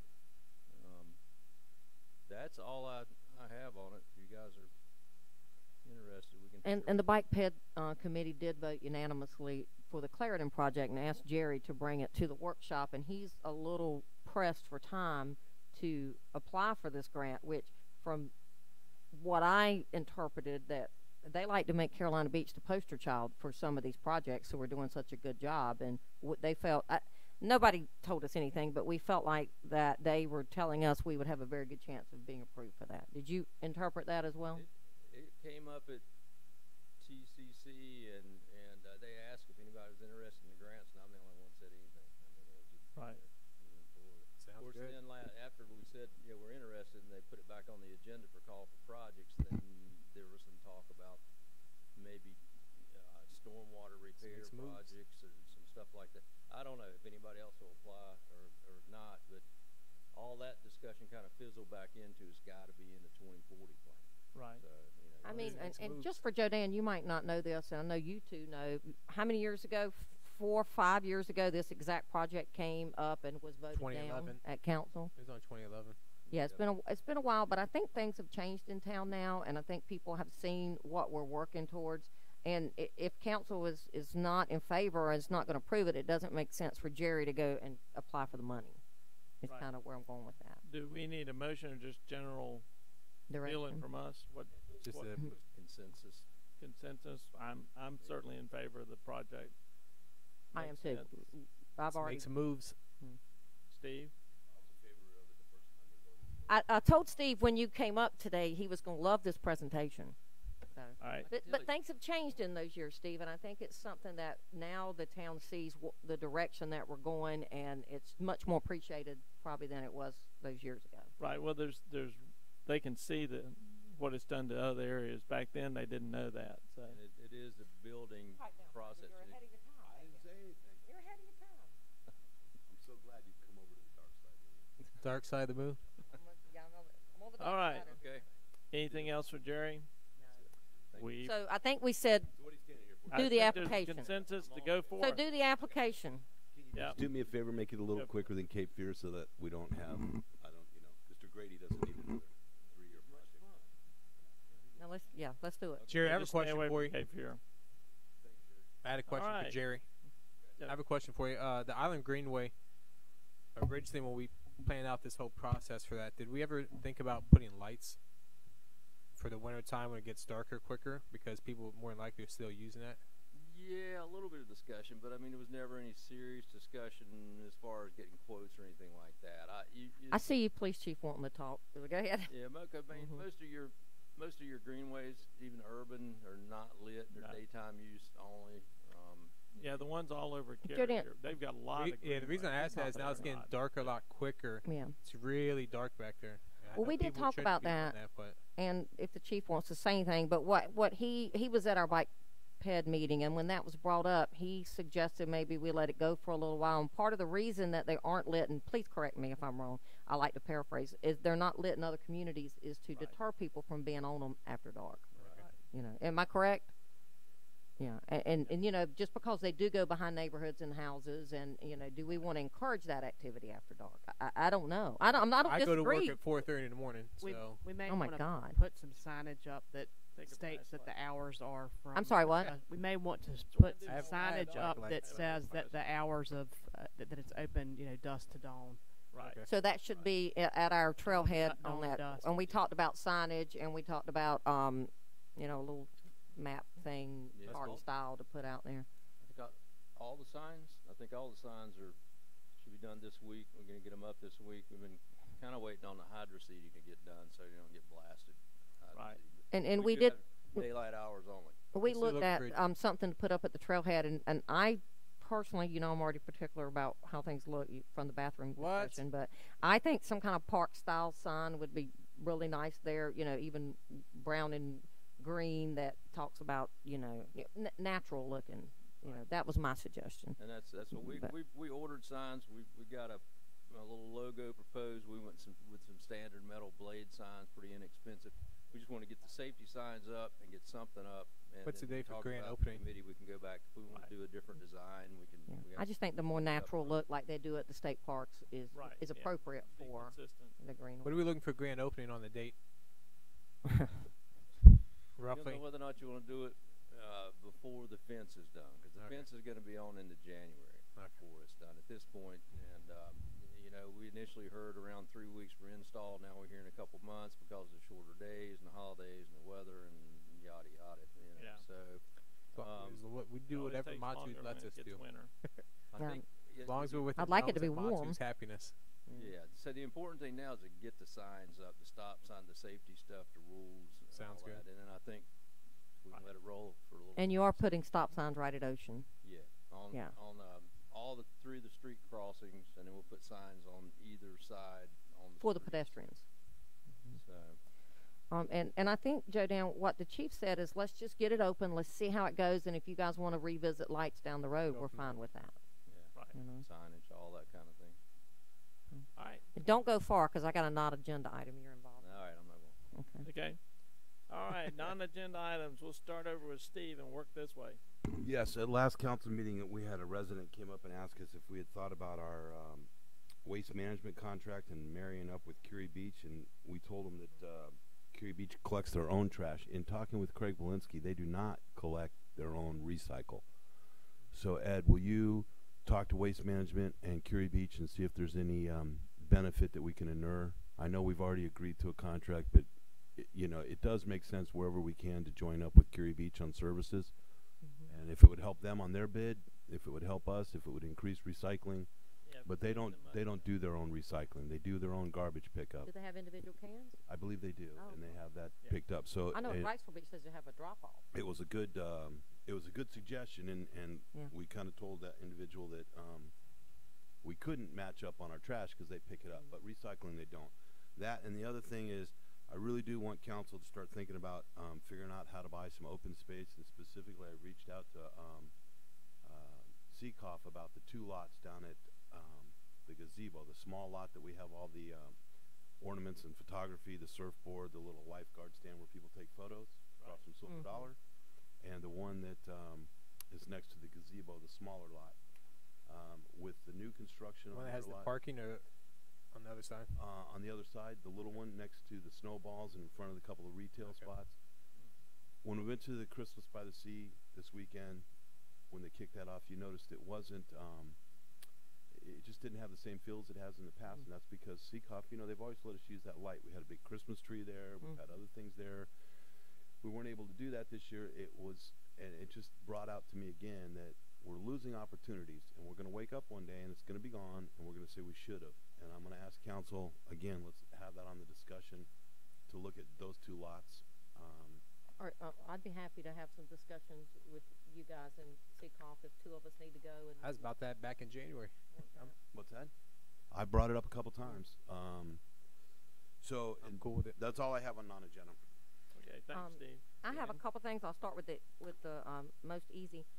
So Jerry and I talked about at the Bike Ped Committee. They have located, and I'm just going to throw this number out there. Brian might know 30 locations that they'd like to put bike racks. About 30, and that's all over town, including the Island Greenway, different places. There was something else, Jerry. What else was on that list? It was bike racks, and it was kiosks. There was a couple things, and I would like to make a presentation to the TDA board to use some of our TDA funds for that. I know it might be a little out of the box of what we've done in the past, because we're talking about probably $50,000-$60,000 to do kiosks and bike racks over town. But I think that there's a good argument that we're encouraging those bicyclist group to come to Carolina Beach and to have events here and promote that kind of tourism. But we can't do it if we don't have a place for them to park their bikes and kiosks and directions. But so, Ed, I think that if you could put something together in an ask, I would like to take that to TDA. And I know you're on the marketing committee, Steve. What are your thoughts on that? I feel like it's time that we could probably incorporate some of those things into our TDA funding. Sounds good.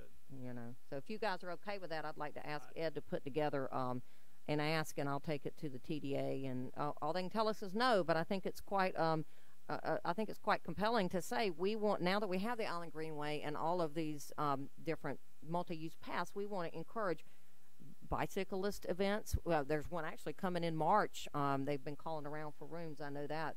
We want to encourage those people to come and do their events in Caroline Beach. So I think that would tie in nicely. The other thing is, Ed, I want to remind you, since we're doing the trash contract and all that now, is to revisit the boardwalk businesses and how they are assessed for those usages down there. Right.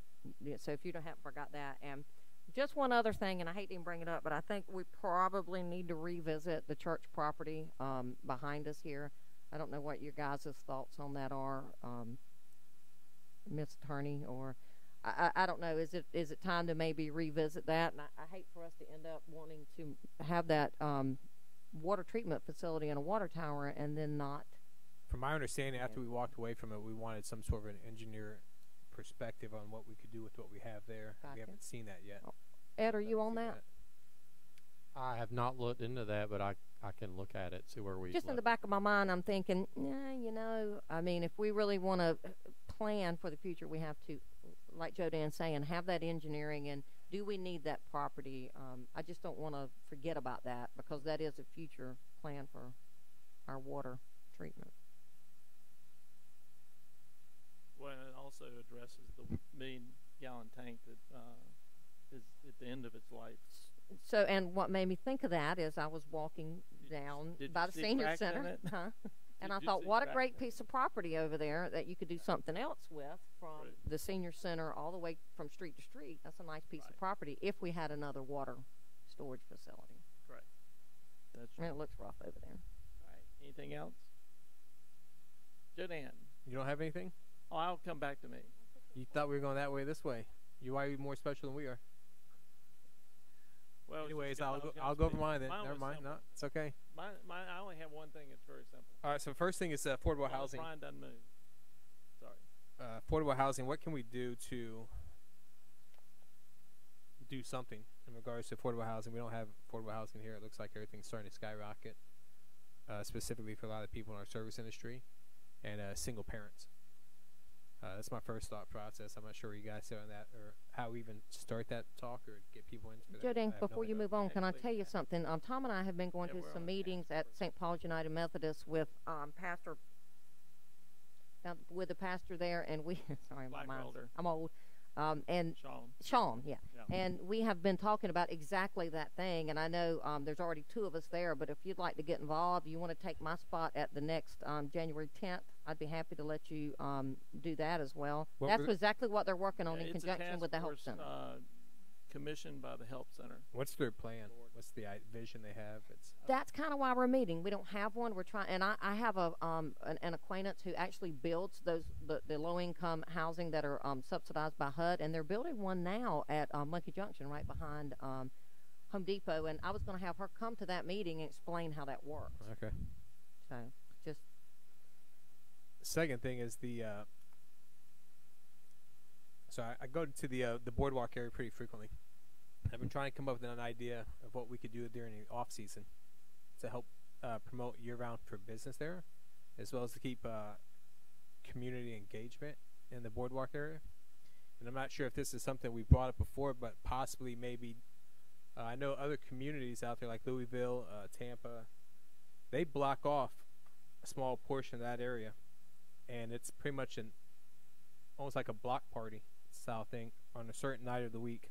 So to give you an example, let's just say off season after Labor Day until Memorial Day, we did either a Friday, a Saturday, or a Sunday, where we blocked off Cape Fear, blocked off over Canal Harper, and had cops just kind of stage the area, and everyone just, all the restaurants are open, the bars are open, everyone's just kind of find a way to have a fun, family-oriented evening, say because now it's getting darker, from like a 4:30 to an 8:30, or 4:30 to 9:30, maybe even some sort of a open container deal within that premise.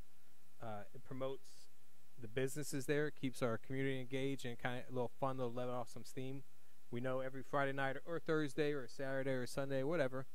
I know it's something that works in a lot of other communities. I thought it'd be something that'd be beneficial to open that conversation, because I think that as the rest of the communities around us grow, our downtown area is going to want to be year-round businesses, and that's a small little thing that we can do to ensure that we're kind of helping everyone in that area. Not sure where you guys sit on that fence, Steve.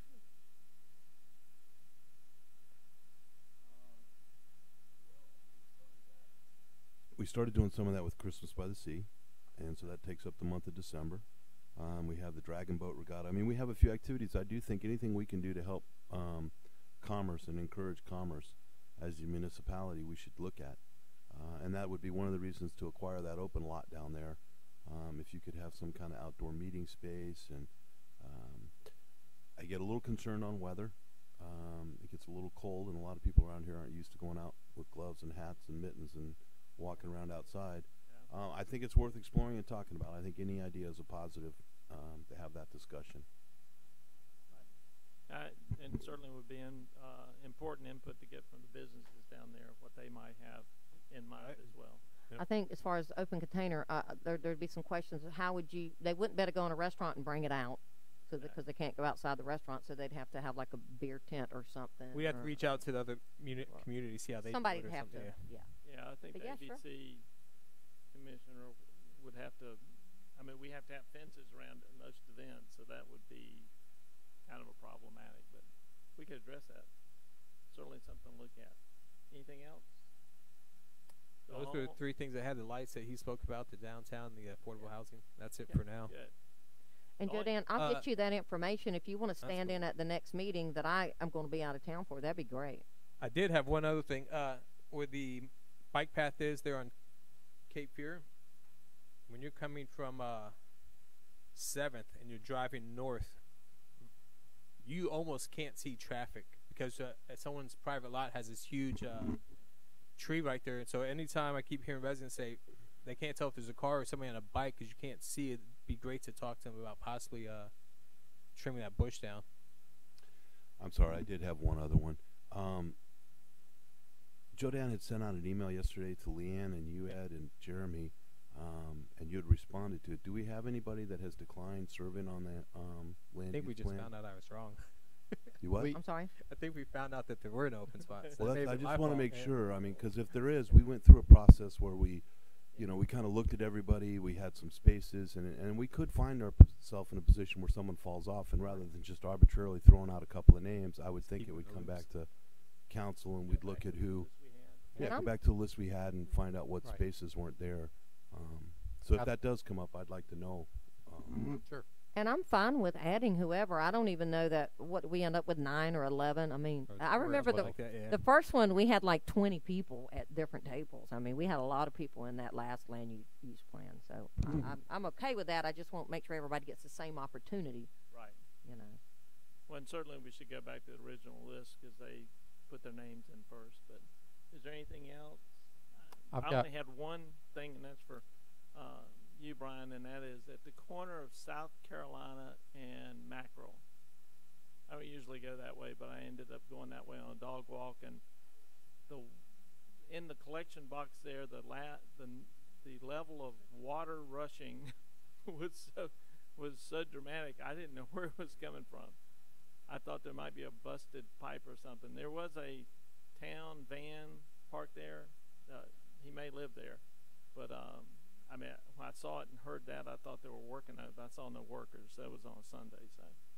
But you might want to check out there in case something is leaking somewhere, because it was not raining. Rain had dissipated, so there was. Oh my God! And you waited all these days? I'm just kidding. Hey, I'd already texted him. 4 days I'm later. older like you, and I forgot. He regrets ever giving me his cell phone number. I can tell you that. That's right. Okay. Anything else? I've got one more item. Okay. In front of you, you should have a letter to the local government commission. Or actually, looks like No. we Debbie's don't. passing it out now. So we received a notice from the LGC a couple of days ago that they have noticed that we've had a drop in our general fund balance, and they compare us to like communities, and like to make sure that our community is staying in balance with those other communities. So since they've seen that drop, they've asked for a detailed response from us outlining why we've allowed our fund balance to drop below what it typically is. So what Debbie's outlined here for you is a paragraph that basically reiterates what their letter says, and then it goes through and says what types of projects we have been working on and are continuing to work on. So we're planning to this would be signed by council. We would be sending this out, and then hopefully being able to circle back and meet with the LGC or have a phone call with them and say, hey, yes, we are continuing these projects, but we're also looking at ways to make the community work more efficiently, effectively, and letting them know that we are scrutinizing our budget. So. Well, and Ed, I think I don't disagree at all with them, and I think that was the fear that you heard from us a couple of months ago with our increasing expenditures and the different things that we wanted to cut. Now, and I'm reading this at 31%, where 2 years ago we were at 54%.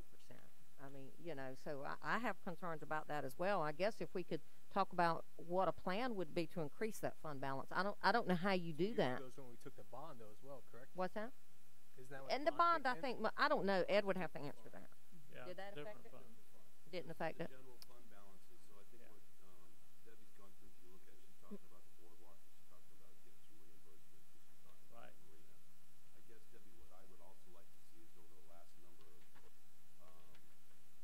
3 years, what are you going back to 16, 15 or 16, can you just, at the next council meeting, can you give us a list of the non-budgeted items that That's a good idea. out of fund balance?